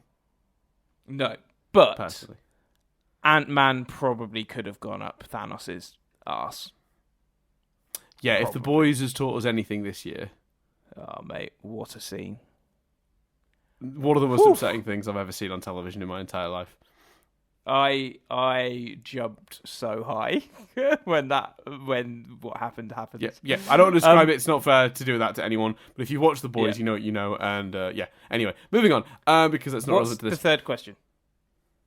Third question, Chris. Sam and Frodo, that a thing? I mean, those long lingering shots don't help. But a lot of people feel that way. That's like they sort of ship those two. I'm just curious as to your thoughts. I don't. I think it is a friendship, a beautiful friendship between the two of them. I think Frodo is thrilled when Sam gets his happy ending and decides to ask out the barmaid. I think it's just some of the editing choices have these long, lingering shots. Like, I don't like the way, Sam appearing. First of all, right, I actually have a few issues with that. As joyous as it is to see Merry and Pippin and the Fellowship reunited and Gandalf laughing, it's a lovely scene. Why Frodo? The first words out of Frodo's mouth when he sees Gandalf aren't, "Where's Sam?" is bamboozling to me. Yes. Where I wondered that. Where is Sam? Is he okay? So he's all jolly, he's all having a laugh with Merry and Pippin, and then they just stare at each other, and they don't. Again, I'm actually not making a new point because my frustration is they're not looking at each other, and Frodo isn't going, "Yeah, sorry, I fucked up at the end there when the ring corrupted me. Cheers, I'm glad you were there." And because, again, what they're doing is they're doing the "we did it, the hero's journey is complete" look, and they're not exploring the ring overpowering Frodo, which is what I want them to be exploring. So, but that, it's a friendship. I think personally, you. Yeah, 100%. I think I do understand how people got there. People like to ship. I think they'd make a cute couple, but Yeah. I can see why people would want that for them, right? They obviously care deeply for each other. It's a very, very loving relationship, but I don't think they're in love. Yeah, I get how you get there. I think the movie supplies enough to make you wonder whether it be long lingering shots or just they've made the friendship so incredibly strong that you could potentially read it that way. But I think it's hard to justify that as being what's going on in a world where Sam spends a reasonable portion of this movie fantasizing about a barmaid. Yeah, well, the whole trilogy, he spends it talking about barmaid. And exactly. then So he marries the barmaid, and everyone's thrilled. Yeah, and one of the big parts of the ending is him marrying this lady. Now, some would argue him marrying the lady and Frodo then immediately leaving the Shire could be read as unrequited love.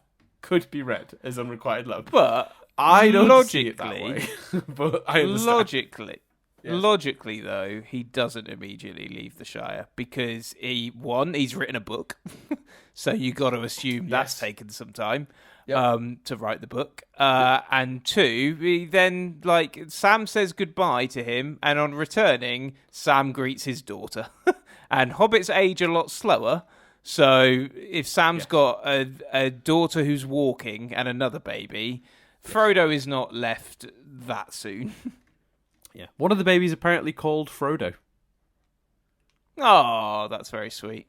Yeah, he names one of his kids after Frodo. And also, I think in the movie, the kid that is walking around is actually Sean Austin's real-life daughter.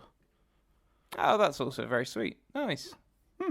Yeah, and I think the baby is also someone's child from the movie or set. I can't remember who. I didn't put that trivia in the trivia, but I just remembered reading it. So there you go. Cool. Yeah. So nice. So I think we've thoroughly answered the three big questions from this movie. The three really important questions. Agree. Could they have just used eagles?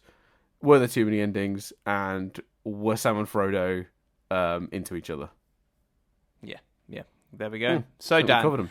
Let's trim it up! It's time for me to give you some trivia. Now, like with the other editions, I've got a handful of trivia that is general to the franchise, and then some that are specific to the movie. I think they're a bit more mixed in this week because obviously it's the last one, so this is just all the trivia I have remaining, basically. So let's clear it. Let's clear through it.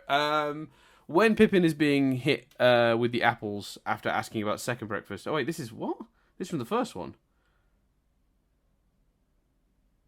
Oh, sorry, this trivia snuck it. Was supposed to be in the trivia for the first one and ended up in the general triv. That's hilarious. So good. I'm going to read it anyway. When Pippin is being hit on the head with the apples after asking about second breakfast, which I believe is from the first movie, it is Viggo Mortensen chucking the apple at his head. They had to shoot the scene 16 times to get it just right, and Billy Boyd says that he still believes that Mortensen enjoyed himself immensely throwing apples at his head. So that's fun. It is estimated that the filming of this trilogy pumped about $200 million into New Zealand's economy. The government even created a minister for Lord of the Rings, whose remit was to exploit all the economic opportunities the movie presented. That's amazing. Wow. Yeah. Across these movies, the colours of the elves' eyes would reveal what race they were. The Lothlorien elves had light blue eyes. The Rivendell elves had dark blue. So there you go. Apparently, Orlando Bloom hated wearing the contacts. They irritated his eyes deeply. So I think they digitally altered his eyes for large chunks of this trilogy instead, because the contacts were a problem. And apparently there are some scenes where they've forgotten and it's just his normal eye colour if you look carefully, which is quite funny. Oh wow. Yeah. Because I guess, if you're going to digitally do it, that's fine, but there's the chance of you missing a shot is, I feel, high. Yeah, completely. Yeah, and understandable. Oh yeah, 100%. Yeah, definitely not a criticism. 8 of the 9 members of the Fellowship got a small tattoo of the word 9 spelled out in Tengwa, which is Elvish script. Does this clarify which one didn't? Oh, it does. Okay, I'll get to that in a second. So they got it as a tattoo. Well, they got it at a tattoo parlor in Wellington, New Zealand, to commemorate the experience of making the movie. The 9th member of the Fellowship, Gimli, played by John Rhys Davies, declined. He sent his stunt double in his place. So brilliant. The 8 Great lead actors and the stunt double of the 9th all went to get the tattoo. I cannot believe. I honestly assumed the one that didn't would have been Sean Bean. So that's awesome. Yeah, that was great. Elijah Wood's... Sorry, go on. Ideally, when Sean Bean appears in this, and I don't know if this is in the theatrical, but the moment where John Noble's character is going, my son, and he's picturing Sean Bean, but it was late, I nearly sent you a picture and just wrote the words, Sean Bean's got a good agent. Like, he's been able to shoehorn his way into all of these films. Yeah, despite dying in the first. Yeah, it's true. Yeah. Because, for completionist sake, I'm sure people are wondering, where are the tattoos? Well, I can tell you. Elijah Wood's is on his lower stomach, Sean Astin's and Billy Boyd's are on their ankles to commemorate the hours spent wearing special hobbit feet. Orlando Bloom had his on his forearm, and apparently, actually, his tattoo appears briefly in Pirates of the Caribbean Curse of the Black Pearl. If you look carefully, you can see it, which is fun. So Ian McKellen's is on his shoulder. Dominic Monaghan's is also on his shoulder. The 8th member, Sean Bean, has it on his right shoulder. So I guess the other two have it on their left. And Viggo Mortensen has his on his left as well. So a lot of them have them on the shoulder. Apparently, Viggo Mortensen... I didn't say that correctly. Absolute beast, Viggo Mortensen. His tattoo is on his left shoulder, visible in some of the shots from the movie Eastern Promises. So I like that their tattoos are showing up in their movies now. Makes sense. Yeah, that's cool. Yeah. So after the New Zealand premiere, Peter Jackson joined the actors in this tattoo thing and got a commemorative tattoo of his own. So while theirs was the Elvish for 9, he got an Elvish 10. It's making him the sort of 10th member of the Fellowship, which I think is nice. It's very sweet. Yeah, that's nice. Apparently, this adds to something you said earlier, Chris, so you'll enjoy this one. It's fucking nuts. Do you want to guess how many words Legolas speaks to Frodo across the entire trilogy? Directly. Oh, I saw that. I saw that in my research. It's one line, isn't it? It's 5 words, and you have my bow. During the council scene at Elrond. Yeah, that's brilliant. And it could even be argued that those words were aimed at the entire council, not just Frodo. Yeah. Meaning, Legolas says nothing to Frodo in the entire trilogy. I think that is of the sort of memory to watching, that is my big, I just remembered, in my head, Legolas was as important and as iconic as Aragorn and Gandalf and all those characters. Mm-hmm. I think it's because everyone I knew had a crush on Orlando Bloom as Legolas. And yeah, that's my big that is not my memory. Yeah, and it's understandable. He does look amazing in this movie. I can understand why the visual alone of Legolas was enough to get people excited for the character. And let's be honest, a complete badass too. He does get a great hero moment in each movie as well. So it's very easy to come away with that impression, even if in reality he doesn't really get any storylines or do anything too sort of I don't know. I don't want to use the word important because he does do important stuff. But do you know what I mean? He doesn't. He's never the key player in any of the major scenes. So, if you only watch the extended. If only. If one watched the extended versions of these 3 films back to back, it would take 681 minutes, which is 11 hours and 21 minutes to finish. The full trilogy of extended versions, including the Hobbit films, is 21 hours. So, thank you, but no thank you. The overall budget for the trilogy... It's bad though, isn't it? Because the 11-hour one, you go, it is possible in a day then. If you want me to. Yes, yeah, lots of people do it. Apparently there are people who have traditions to do it every couple of years, and they sit down with their mates and they literally spend the whole day watching these movies. I think that's really fun. I know a few people that have done that, think it's great. I've been, I think I've done it with The Matrix. I've done it with plenty of TV shows where I've bulk watched like whole seasons in a day and stuff. But still, my favourite bulk watching memory is still, and I talked about it, I think, on the Star Wars episode, when me and my mates decided to watch all 6 at the time. It was 6 Star Wars movies, but didn't start watching until about 3-4 p.m. Like, such a stupid idea. Yeah. Why did we start so late? Yeah, the maths on that does not add up. But there you go. No. So the overall budget for the movie was $300 million. They reckon they spent about $200 million for the movies, I should say. $200 million for publicity and marketing. Now, I would question that figure because they presumably did publicity for all 3 movies. So let's just assume, because they say double the budget, right, for the marketing, but you've got to do it 3 times. So if the budget's $300 million for all 3, and they spent $200 million on marketing, let's say that's each movie. So let's say that's actually $600 million for marketing, and then the $300 production cost. They spent just shy of $1 billion making and marketing these movies. In my estimation. Unless that $200 million for marketing is really the total for all 3, which I find unlikely, but could be. I guess that's not true. That's it paid possible. off though, didn't it? It paid off though, didn't it? Because didn't this movie make just under $1 billion? And this was like, however 20 years ago, like an insane figure for the time. Right. Yeah. So the most conservative estimate is that there was $500 million spent to make and market. I think the more accurate one is somewhere between that and $900 million. Profit-wise, though, the first movie made $898 million. The second movie made $947 million. The third movie made $1.1 billion, putting the trilogy's profit up to $2.991 billion. So just shy of $3 billion. So even if I'm right, and they spent $900 million making and marketing these, they still made $3 billion, which means profit-wise, we're looking at about $2 billion. $2 billion profit. That's crazy. And that's the not conservative estimate.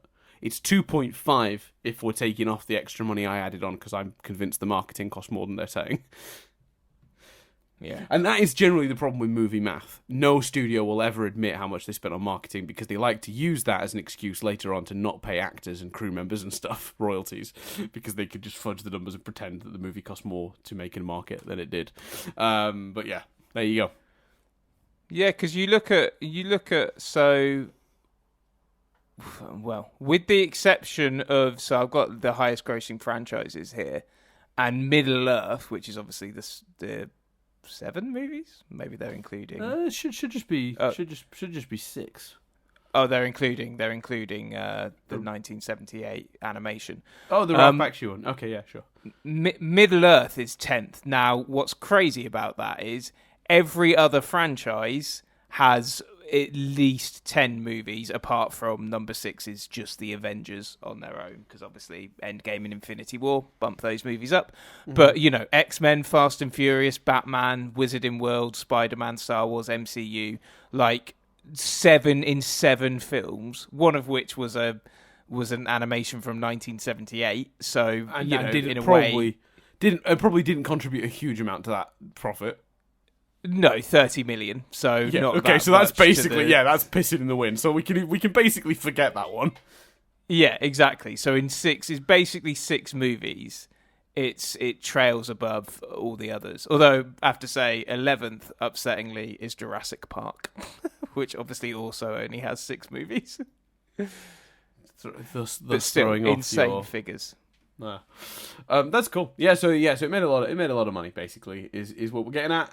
Big success for everyone involved. So now I think we're getting into some more of the specific for this film trivia now. When we to get enough extras for the battle at the Black Gate, a few hundred members of the New Zealand Army were brought in. They were so enthusiastic that during the battle scenes they kept breaking their wooden swords and spears that they were given. Yeah, fair enough. I probably would too. Since John Rhys Davies suffered rashes from wearing the Gimli makeup, the department gave him the opportunity to throw the sort of prosthetic mask they make up onto his face every day into a fire on his last day of photography. He didn't hesitate. He threw it in it the second they suggested it and burnt it immediately. I thought that was quite fun. I quite like John Rhys Davies. The last shot done of principal photography was when newly crowned Aragorn bows to the four hobbits, although absolute beast Viggo Mortensen did not need to be on set for the final day because he'd already shot his side of that scene. He nevertheless insisted on attending, but he didn't have the crown prop because that had been packed away because they didn't expect Aragorn to be on set that day. So instead, he fashioned one out of paper. And with each successive take, the crown got more and more ornate as different crew members kept decorating it. It got sillier and sillier and made it very difficult for the four actors playing the hobbits to suppress giggles as the scene was filmed. Once again, absolute beast, good. Viggo Mortensen. He is becoming slowly my favourite person on the planet. Yeah. It's a shame he's not in any of the Harry Potter movies. Yeah. Wait, more Viggo Mortensen trivia. Yeah, I'm going to miss doing absolute beast Viggo Mortensen trivia. The last line of the movie that is spoken is, "Well, I'm back." Sam says, "Well, I'm back." Or someone says that. I think it's Sam. But anyway, that's also the last line of the book. So they kept that, which is fun. Oh, nice. Another one of those accidents of just things coming together that make a movie great, and it nearly didn't happen because it was just a sort of sequence of coincidences. Billy Boyd's singing scene wasn't in the movie, but co-writer Philippa Boyens went out for a night out to a karaoke bar with some of the cast and crew, and she was struck by the quality of Billy Boyd's voice, remembering that in the book, Denethor asks Pippin to sing him a song. She resurrected the lyrics from the novel, where it was actually sung by all four hobbits, apparently. And then Boyd was handed those lyrics, and he came up with the tune for it. Nice. So yeah, just a what a wonderful thing of circumstances where they had both an actor who could sing and was able to come up with the tune for it, and it kind of matched something that happened in the book, and it led to one of the best scenes in the movie. So there you go. Yeah, movie absolutely benefits from that series of events. Yes, it does. Very much so. So this, the Lord of the Rings trilogy became the most nominated film franchise in Academy Award history by the time this third one came out, with 30 nominations, surpassing the Godfather trilogy that had 29, and even the Star Wars franchise, which had 21. Another thing that's worth noting is, I think it was this third one was one of only two movies ever to have a clean sweep where every award it was nominated for, it won. Annoyingly, I can't find the name of the other movie franchise that had that happen, so bear with me. I will, if you give me a few minutes. I'll do all the trivia while I'm looking, if I can. Oh, come on. Maybe I can't. I don't think my brain splits that way, Chris. Yeah, that's ambitious, I think, the notion that you might be able to. I was like, ooh, how's he going to achieve this? I don't think I'd be able to. The movie is tied with Ben-Hur and Titanic to win the most Oscars in a single year, which is 11. But let's see. No, we're nearly there. Do you want me to try and find? While you're doing the trivia, do you want me to try and find? So we're looking for the other film franchise that's got a clean sweep in the Oscars. Yeah. Oh no, it's only one. No, it's not that. That's not. I thought I'd found it. But I hadn't. This is gonna. Okay, I'll read others if you want to try and look that up. It got all 11 awards it was nominated for. Another movie did that. I can't find the trivia anymore. It's gone. I don't know why it's not in my notes, but it's gone. Anyway. Oh, it's not even franchise then. It's movie. Yeah, specifically 11 awards that it was nominated for, and then won. Return to the King has. There was one other movie that did it. I want to say it was like The Godfather, but I genuinely can't remember. And it's not in my notes anymore, and I can't seem to find it. So I'll let you have a look, and I'll see if you can find it. If not, I have another approach to trying to find it in a minute that we can do. If I'll let you speak for a minute. But anyway, great caution was taken over the scene where Faramir is dragged back to Minas Tirith on his horse because filmmakers were afraid the horse might suddenly bolt, dragging David Wenham behind it, which would have been deeply dangerous and he would have really hurt him, possibly hospitalized him. So they created a unique release system that they built into the saddle. Basically, he held a handle in his right hand, and should the horse start to run, he could simply pull it and release himself from the stirrup. Very fortunately, the device was never needed, and the horse behaved, which is good. An interesting thing about this movie is that, the interesting thing in movies in general, apparently the average for visual effects shots in a movie is around 200 across all movies. This movie had 1,487 visual effects shots. Oh, wow. Good work. That's a lot. I imagine that would be challenged now, because I think the proliferance of Marvel movies has maybe brought that average up in recent years, if I'm being honest. But that's the trivia as it is written there. Sir Peter Jackson is indeed arachnophobic, so based the design of Shelob on types of spiders he feared the most. Actually, Chris, I've got a moment here. Unless you've found the answer, I have a moment here where I can give it a crack, where I can ask you a question. So no, I think as far as I can tell, only seven best picture winners, but this would only be best picture winners, have won every award in which they were nominated for, and that was basically Grand Hotel, It Happened One Night, Gigi, The Last Emperor, Lord of the Rings: Return of the King, Wings, and then Coda. And of those, Lord of the Rings is the one that's 11 for 11. But I don't know if this is the only article I can find on it, because unfortunately when you search things like clean sweep Oscars, etc., it talks about people that have won the big awards. Here's it. Okay, I think I found something similar. So I found it's got the highest perfect score. So of all of the movies that have a clean sweep, it's the one that was nominated for the most things and then had a clean sweep. Yeah, so like the highest percentage of awards. So like, for example, Titanic was won 11 awards, but it was 17 categories available for nomination. So it didn't, like, percentage-wise, yeah, whereas... Oh, no, wait, but it's the same categorically nominated for 14. So Titanic was nominated... Yeah, so there you go. Titanic was nominated for 14 awards, and it won 11, so its percentage of wins isn't higher than Return of the King, which was nominated for 11 and won 11. Gotcha. There you go. Perfect. So, quick question, Chris. We talked about briefly there, Shelob, the big spider. You were obviously very intrigued at the end of the previous movie, what Gollum was talking about when he sort of said, "Oh, she'll kill them for me." Did you think that was a good payoff to that setup? I meant to ask you this. How did you feel about that? Yeah, I think so. Yeah, for sure. Definitely. I think that they were very threatening. You didn't know how... It felt very tense. I thought that... the shot where Frodo looks around and then you see it from his point of view. Yes. But then the spider's behind him. Wonderful. The shot where the spider, like, numbs him, and it's just after all this big suspense, it's just this little...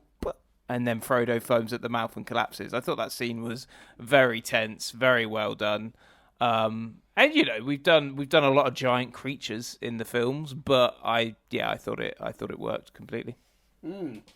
And if we were on the subject, actually, I was thinking about that scene. I was thinking about that. I think he might lose his magic sword in that scene. You know, the one that glows blue when the orcs are near.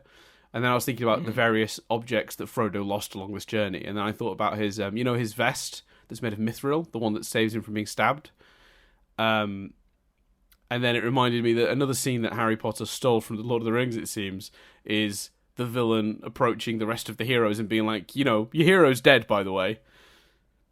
Because obviously Voldemort does that with Harry's body in Harry Potter, but the villains in this show up with Frodo's, his special mithril garment, his... Yes, yeah. Those scenes mirror each other quite well. Anyway...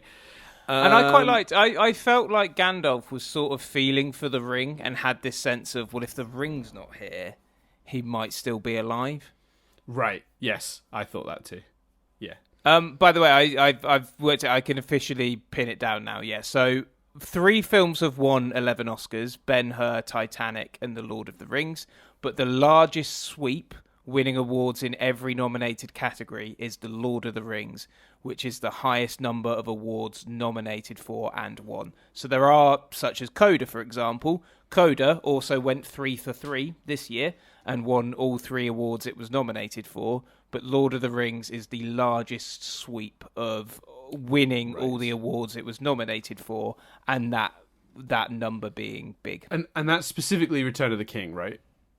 Yeah, specifically Return of the King, yeah. Gotcha. Cool. The only things that would come close... That was doing my head in.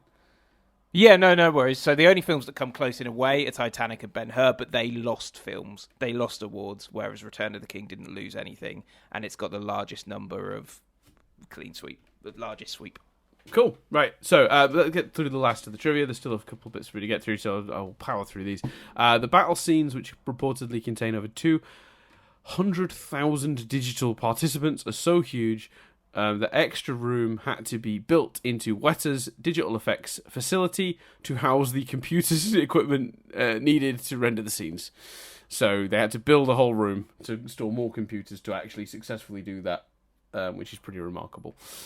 This is a good one. Oh no, we've already covered this one. This is, so according to a magazine article, Peter Jackson hated The Army of the Dead. He thought it was too unbelievable, but he kept it in the script because he did not wish to disappoint the die-hard fans of the books. Very interesting. The final reel of this movie was completed 5 days before the world premiere. It was still wet from developing because there was no time to dry it. The premiere was the first time the director himself had actually seen the completed movie because of how closely they finished it. Wow, blimey. Talk about to the wire.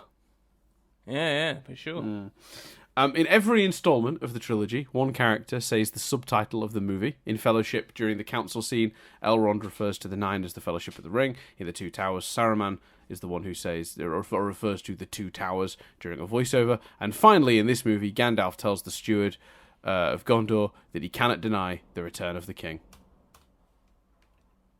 And then he turns to Frodo and he says, "You really were a Lord of the Rings." No, I made that last bit up, but... Do they continue that in The Hobbit? This is the battle for 5 armies. It's the Battle of Armies. Well, this truly is a decimation of Smaug. I have another quick, because I'm still on the page. You want another quick Lord of the Rings Oscars fact? Absolutely, I do. So King Theoden, he's in these films. He's played by Bernard Hill, who was also in Titanic, which means he's in 2 movies that between them have 22 Oscars associated with them. Incredible. And he is the only actor. This is actually listed as in the Oscars records page as only actor to appear in 2 movies with 11 Oscar wins. I'm like, that feels very specific. Yeah. That's great though. Good for him.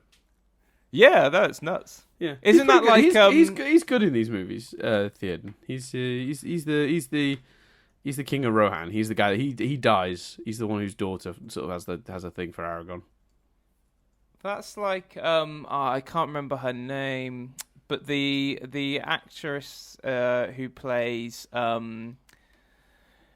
who's in Guardians of the Galaxy, and Zoe Saldana. That's like Zoe Saldana is the 8th highest earning actor in the world because of obviously Avatar, and they are in both Avatar and Endgame. Yes. That's so true. she ranks really highly on that list because of not necessarily because of the volume of films she's been in, but because she's been in both Avatar and the Avengers movies. Yes, I'd forgotten about that, but yeah, that makes sense. That makes perfect sense. Last couple of bits. I said last couple. We've got there's 4 of these left, maybe 5. Frodo, when Frodo is writing in the book, the top page notes that Sam has been elected Mayor of Hobbiton, which is actually something that's noted in the appendices of the first book. So that's Tolkien lore. That's not just something they've done for the funsies. Just some facts and numbers about this trilogy, Chris. If you want some figures, do you want to hear a lot of numbers? I would love to hear some numbers, mate. Excellent. So over 6 million feet of film shot during production. Wow. They used 48,000 swords, axes, and shields. They had 20,000 background actors. 19,000 costumes made by the wardrobe department. 10,000 crowd participants at a New Zealand cricket game who made the grunts. We talked about that last week. 2,400 behind-the-scenes crew members at the height of production, 1,600, so 1,600 pairs of prosthetic hobbit feet, 250 horses used in one scene, 180 computer visual effects artists, 114 total speaking roles, 100 real locations used in New Zealand, 50 tailors, cobblers and designers, and just general wardrobe department, 30 actors and actresses trained to speak fictional dialects and languages, and 7 total years of development. Wow. It's crazy. Crazy. What a feat these nuts. movies generally were. Yeah, and they are. They are an absolute feat. It's incredible. We can skip the trivia about Christopher Lee being unhappy about his scene being cut because we've already covered that. So the last couple bits. The reason why Frodo went with Gandalf, Bilbo, and Elrond to the Grey Heavens in the book was not because he was dying from a wound. He was deeply traumatized from his journey, was suffering PTSD, and wasn't coping with the trauma that was affecting him mentally and physically. Gandalf saw it and allowed him to leave with them, and that's why Frodo went to the Grey Heavens, not to die, but to find peace. That's from the books, apparently. Okay. So there you go. Throughout the trilogy, there are a total of 1,422 deaths, which is the highest of any single film franchise. It's a lot. That's crazy, but also that last piece of trivia would definitely suggest that that notion is explored way more in the books. I would agree with that. Yeah. Maybe I'll report back when we're doing the Harry Potter ones if I have had a chance to read the books by then. There's no way you're gonna. Given how difficult you found getting into the Lord of the Rings books before, I'd be surprised if you managed to finish all 3 on your holiday. Yeah, plus the Hobbit because I'm a completionist. I'm definitely going to read the Hobbit first if I do that. I'll enjoy. I've read the Hobbit a few times. Though. I enjoy the Hobbit. It's a good book and it's a quick read. It's not very long. Anyway. Last piece of trivia, Chris. You know what we're doing. Oh, no, sorry. Second to last, because we've got to do one other one first. As always, Peter Jackson has a cameo in this movie. He's the human character hit by an arrow when he says to send a warning shot across the bow of the ship, but then Gimli nudges it and it ends up hitting a guy. The guy it hits is Peter Jackson. So that's Peter Jackson's cameo in this movie. Nice, very nice. Previously seen in the other 2 movies doing various bits as well, but I think that's my favourite one. I think him being hit by Legolas's arrow, that's a good one. So we're on to the final bit of trivia, Chris, which, as I'm sure you know at this point, is my world famous segment, my award winning segment. Horses exist. Nay. Very good. We are. You know what? It's so funny that as the movies, we've gone, we progressively got much, much less enthusiastic about this segment, just in line with our energy levels because we've just watched 3 4-hour movies. Yeah. In this film, the most sort of key horse, because I tried to do the horse that was most important to each movie. So we did the horse that saved Frodo with Arwen on it in the first one, her and her horse, because they get Frodo to Rivendell and save his life. In the last one, it was the horse that saves Aragorn, that came back for him, after he'd fallen off that cliff thing. And in this movie, it's Shadowfax, right? It's Gandalf's horse, Shadowfax, which he uses to take Pippin to Minas Tirith. He uses it quite a lot in the movie, and he tells it to move with haste or whatever. So Shadowfax was played by 2 Andalusian stallions called Blanco and Demiro. They were trained by a gentleman called Don Reynolds, and apparently someone called Basil Chapman acted as Sir Ian McKellen's riding double. Now, in the books, Shadowfax was ridden without saddle, but in the films, there's a sneaky saddle and stirrups, but they're often hidden under Gandalf's robes. So there you go. There you go. Nice. We did it. We did it, Dan. We did Lord of the Rings. Let's, How are you feeling overall? I mean, not necessarily, pumped to take on another sprawling, long fantasy series, but there we go. No, I'm feeling good. I think I wanted to rewatch these movies anyway. I've had a great time rewatching them. I definitely have an absolute new appreciation for the movies that I didn't have previously because of my experience watching them previously. Completely my own fault. So I absolutely get why these are some, are people's favourite movies. I absolutely understand that. I think there are elements that are a bit bloated, but we deliberately chose to watch the extended versions. And I think we've been most critical of this movie. I think if I'm giving my personal ranking. Am I still No, I really struggled with the ending. My personal ranking of my favourite Lord of the Rings movies is 1, 2, 3. But I had, as much as that sounds like I've had diminishing returns, I've had a really positive experience watching them and really enjoyed them. I'm guessing your ranking is 2, 1, 3. Yeah, I think it still is. It's tricky because I think it's really borderline with 1 and 2. I think, I watch these again next year. I could easily feel the opposite round about those two. I could feel differently next week about those two because I think Fellowship is less flawed than Two Towers, but I think Two Towers takes a few bigger swings and does some more interesting stuff than the first one in terms of some of the character stuff.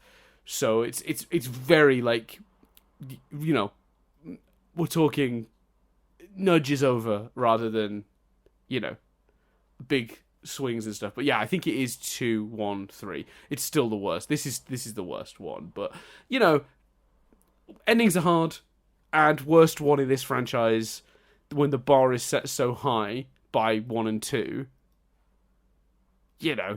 It's still an incredible movie. It's still an amazing feat that it exists at all, and that it's as good as it is.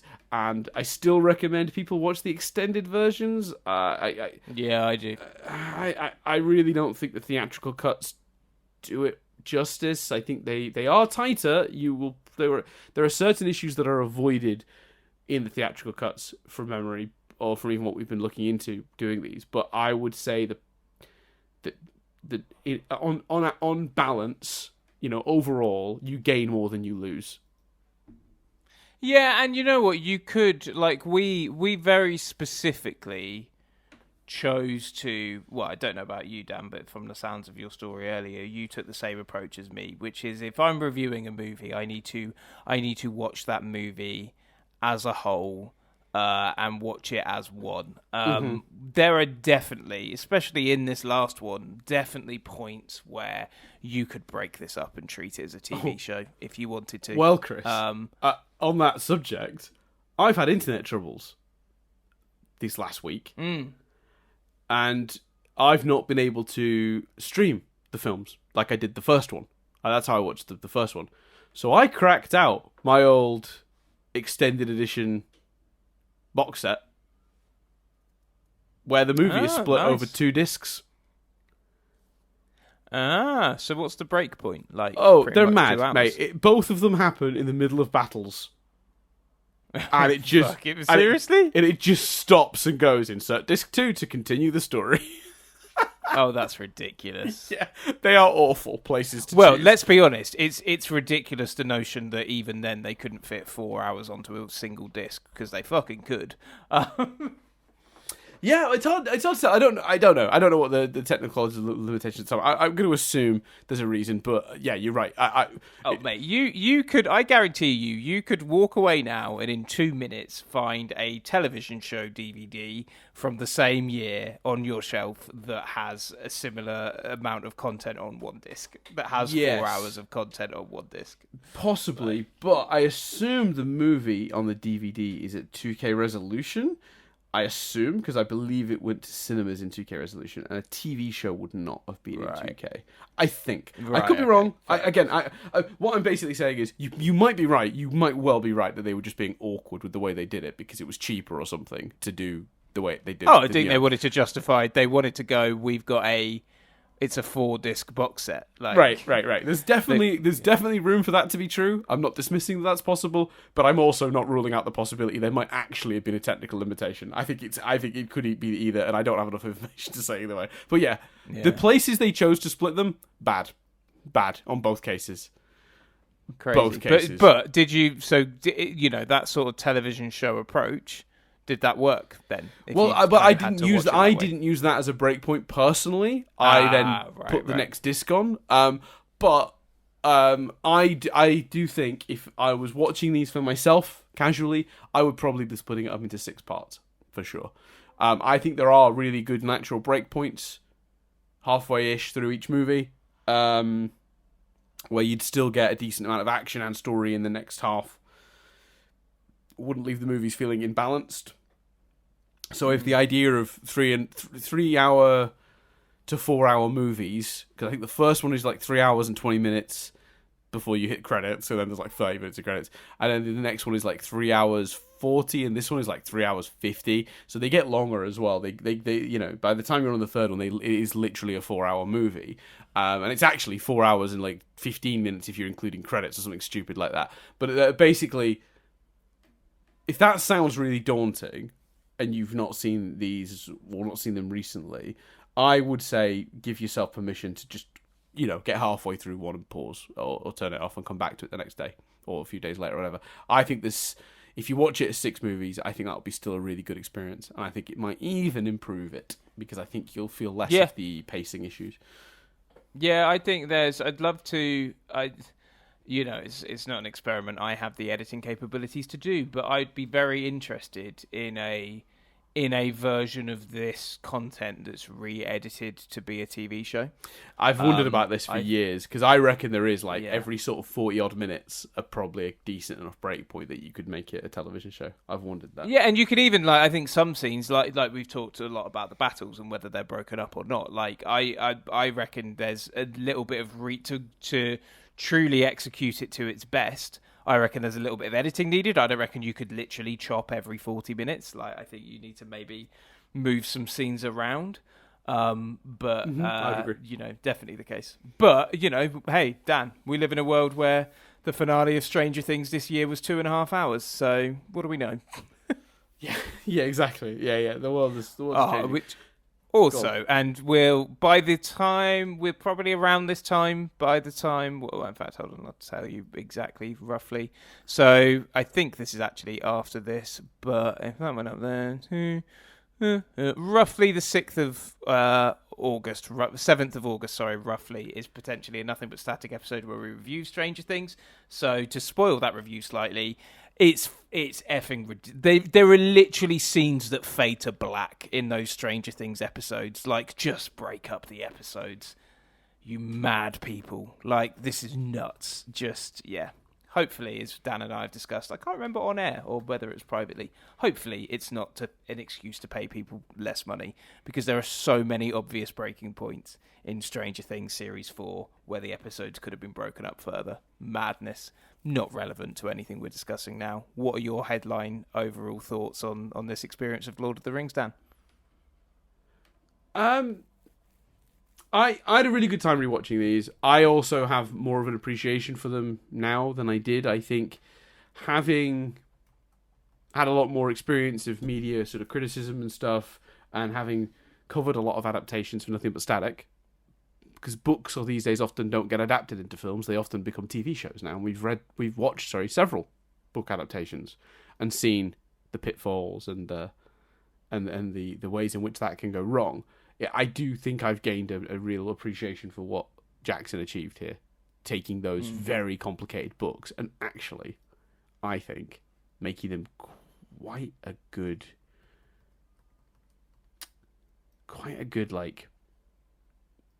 almost like a easy to watch popcorn movie in many ways. These are very easy to follow. They're not that complicated. If you're paying attention to all the names and places and you want to get a real beat on everything and you're sort of forcing yourself to try and pull that stuff together, you might struggle. But I think a casual audience just wandering in and being like, okay, ring bad, get it to the mountain, throw it in the fire. That's the goal. Pitfalls on the way. battles when they try to, defend the world from the forces of the bad guy. There's a really simple good evil struggle here that will shine through, and any confusion, I think, for a very casual viewer would wash away. And to make a movie that is both suitable for fans of the lore that they like, but also suitable for general casual audiences, is actually a fucking miracle, because usually I would say it's either for the hardcore fans or it's very sort of like dumbed down for general audiences and hardcore fans hate it. It's very rare to see a movie balanced so well that it does both, and I think, nothing like it. Nothing quite like it, I don't think. So, super quickly, how are you feeling about what we're about to do? So we're about to go into Harry Potter and the Rewind reviews. So next episode, you can tune in and hear us talking about Harry Potter and the Philosopher's Stone, or Sorcerer's Stone, obviously, if you're in America. Well, I have a question for you, Chris. Because something has just occurred to me. I don't want to panic you, but technically, Harry Potter and the Rewind reviews is a spin-off series, yes? Mm-hmm. So in terms of Rewind reviews, the next episode is your choice. Oh. Yeah, good point. Because you chose the Parole Officer, I chose Fellowship, you chose Towers, I chose Return. Actually, I think you chose Return, even though it was my choice for Return, but we were doing it anyway. You just kind of went, we choose that. But either way, that was technically my choice. We were committed to the trilogy. You're the next choice. Now, do we wait for you to choose that when we get to Secrets of Dumbledore? Or do we make that call now? I think it'll be fun to know. I mean, I'm saying this like I've got a choice. I think it'll be fun to know now. So I will choose now, Dan. Okay. Well, do you want a minute? Shall I riff? Shall I? Yeah, you do the where people can find us, and I will then reveal the choice. Fantastic. Okay, so if you're looking to support the show, you can go to the Patreon. Patreon.com/nothingbutstatic, where for as little as $1 a month, or you can give more if you feel that way, any amount basically that if you fell out your pocket you wouldn't notice it was gone, is what we would recommend. Never a penny more. You can get access to our Patreon, where we put up occasional exclusive content, but mostly the benefit is getting access to the Discord and access to episodes 1 week ahead of release. So for Rewind reviews, when the week this is going up on YouTube and iTunes, the first episode of the Harry Potter series is already up. You can listen to us reviewing the Harry Potter movies, which is our next task on this podcast feed. All 11 of them. It's going to be a slog. I'm very excited. It's because those movies. You can hear that now. You can hear the start of that now. Although I will say, for anyone looking for epic rants, my memory is that Philosopher's Stone is mostly fine. So I don't think you will be getting straight into the epic rants. I think the epic rants will grow between Philosopher's Stone and Secrets of Dumbledore. I suspect we're going to have some things to say, especially once we get to the Fantastic Beasts movies, but also I think the latter half of the main series. So yeah, there's a lot to cover in that, and you can get started now for as little as $1 a month. Other things you can do, of course, if you have the desire to help us but you don't want to give financially, you can always go and review us on any of the various podcast platforms. We're on iTunes and Spotify and all those things. Go give us a poke, a like, a heart, a thumbs up, a review, whatever your podcast platform of choice uses. That tells them that you enjoy our stuff, and then it allows them to share us with more people. You can also head over to youtube.com/nothingbutstatic and like and subscribe to any of the videos relating to this or other podcasts from us that you enjoy. You can also tweet at us if you've got a comment.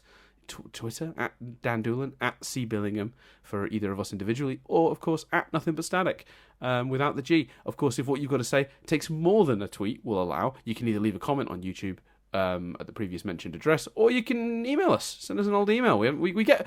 Oh, actually, Chris, very quickly, this is really for Nothing But Static, but I'm going to bring it up now because I've just mentioned it.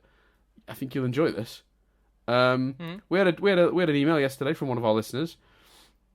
And this goes to a problem that we sometimes have, where someone will email us about an episode of the podcast from so long ago that I have no idea what they're talking about, and it accidentally reads as insane.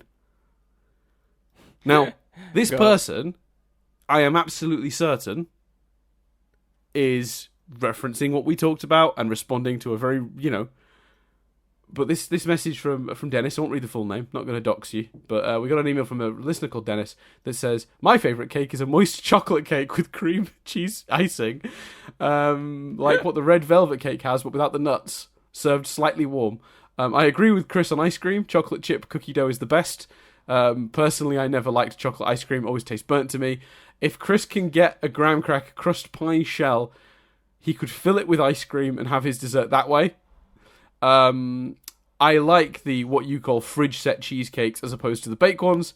And finally, if you ever visit Alabama, there's an Italian restaurant downtown in Tuscaloosa called De Palma's that have the best tasting dessert, a white chocolate bread pudding, I've ever had. It's very rich though, more so than previous chocolate lava cakes I've had. That is an excellent message. I thank you very much, Dennis, for messaging us. It reads like the ravings of a lunatic only on the grounds that I've forgotten what you're referring to. So I am very sorry for that. That's a lovely message, and I'm sure if I go back and check out the episode of Nothing But Select you're referencing, which is episode 232, which is apparently called Notes on Cheesecake. Oh no, Cheesecake Holds the Cheese is the name of the podcast. So I guess we did talk a lot about... It was me saying that my ideal dessert would be the biscuit base of a cheesecake with the cheesecake topping with the topping taken away and replaced by ice cream. Right, and I took exception to this because cheesecake is my actual favourite dessert, and how dare you take away the cheesecake bit of the cheesecake?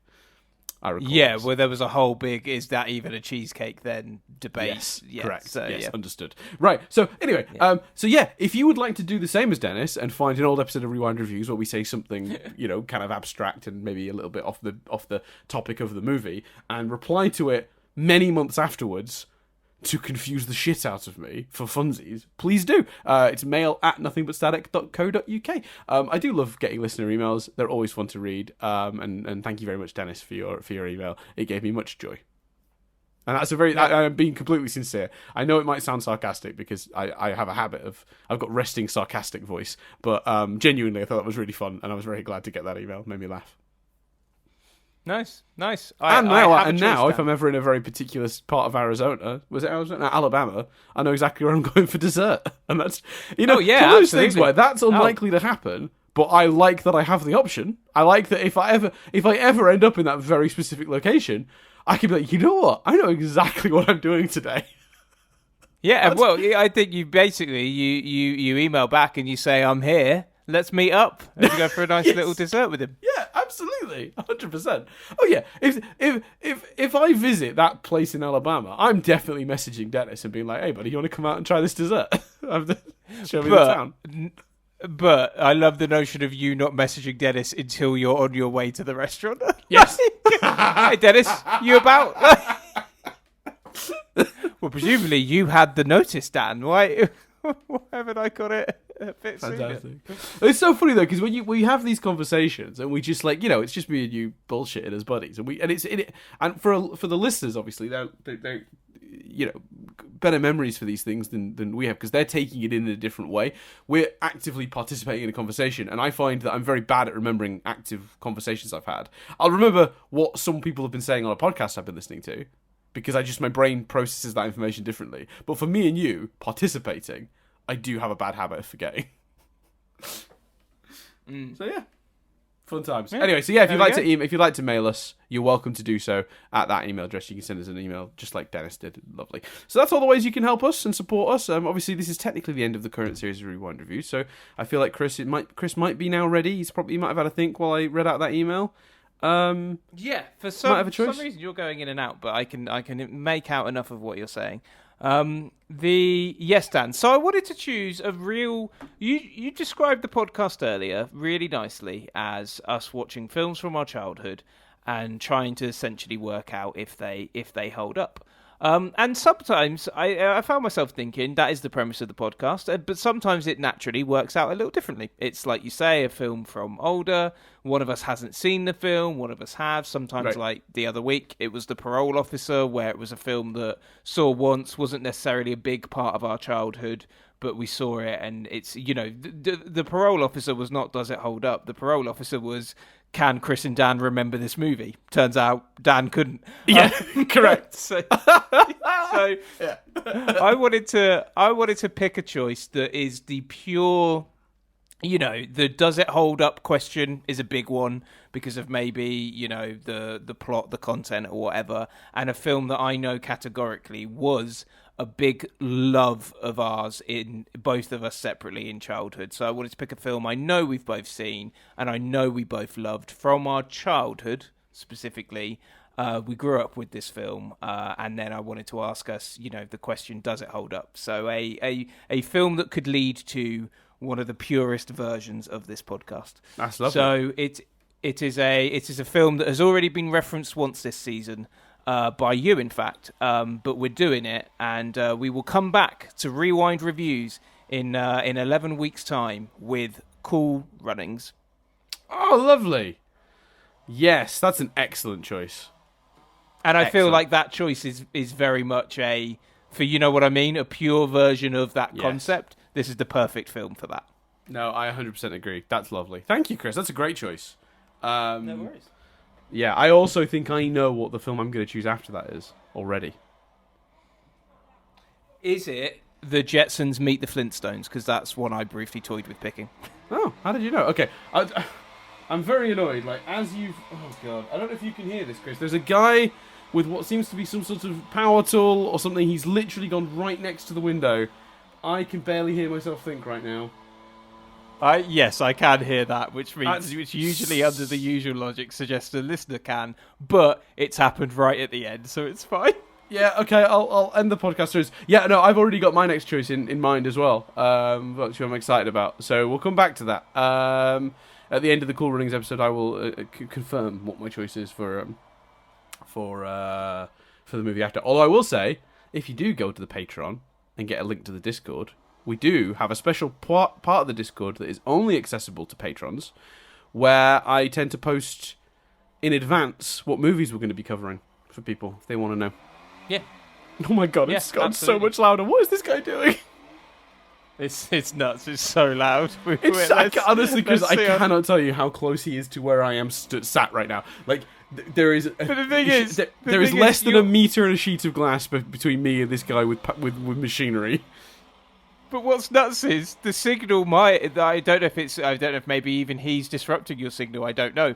But, like, so you can't hear because of the power tool, and all I can hear when you speak is, yep, so neither of us can hear. So I'm gonna say, join us next week for Harry Potter and the Philosopher's Stone. We're very excited about that for an 11-week run of Harry Potter and the Rewind Reviews. Then we will be hitting up Cool Runnings, and then we will see what Dan's choice is beyond that. So, my name is Chris Billingham. My name's Dan Doolan. And this review has been Rewound.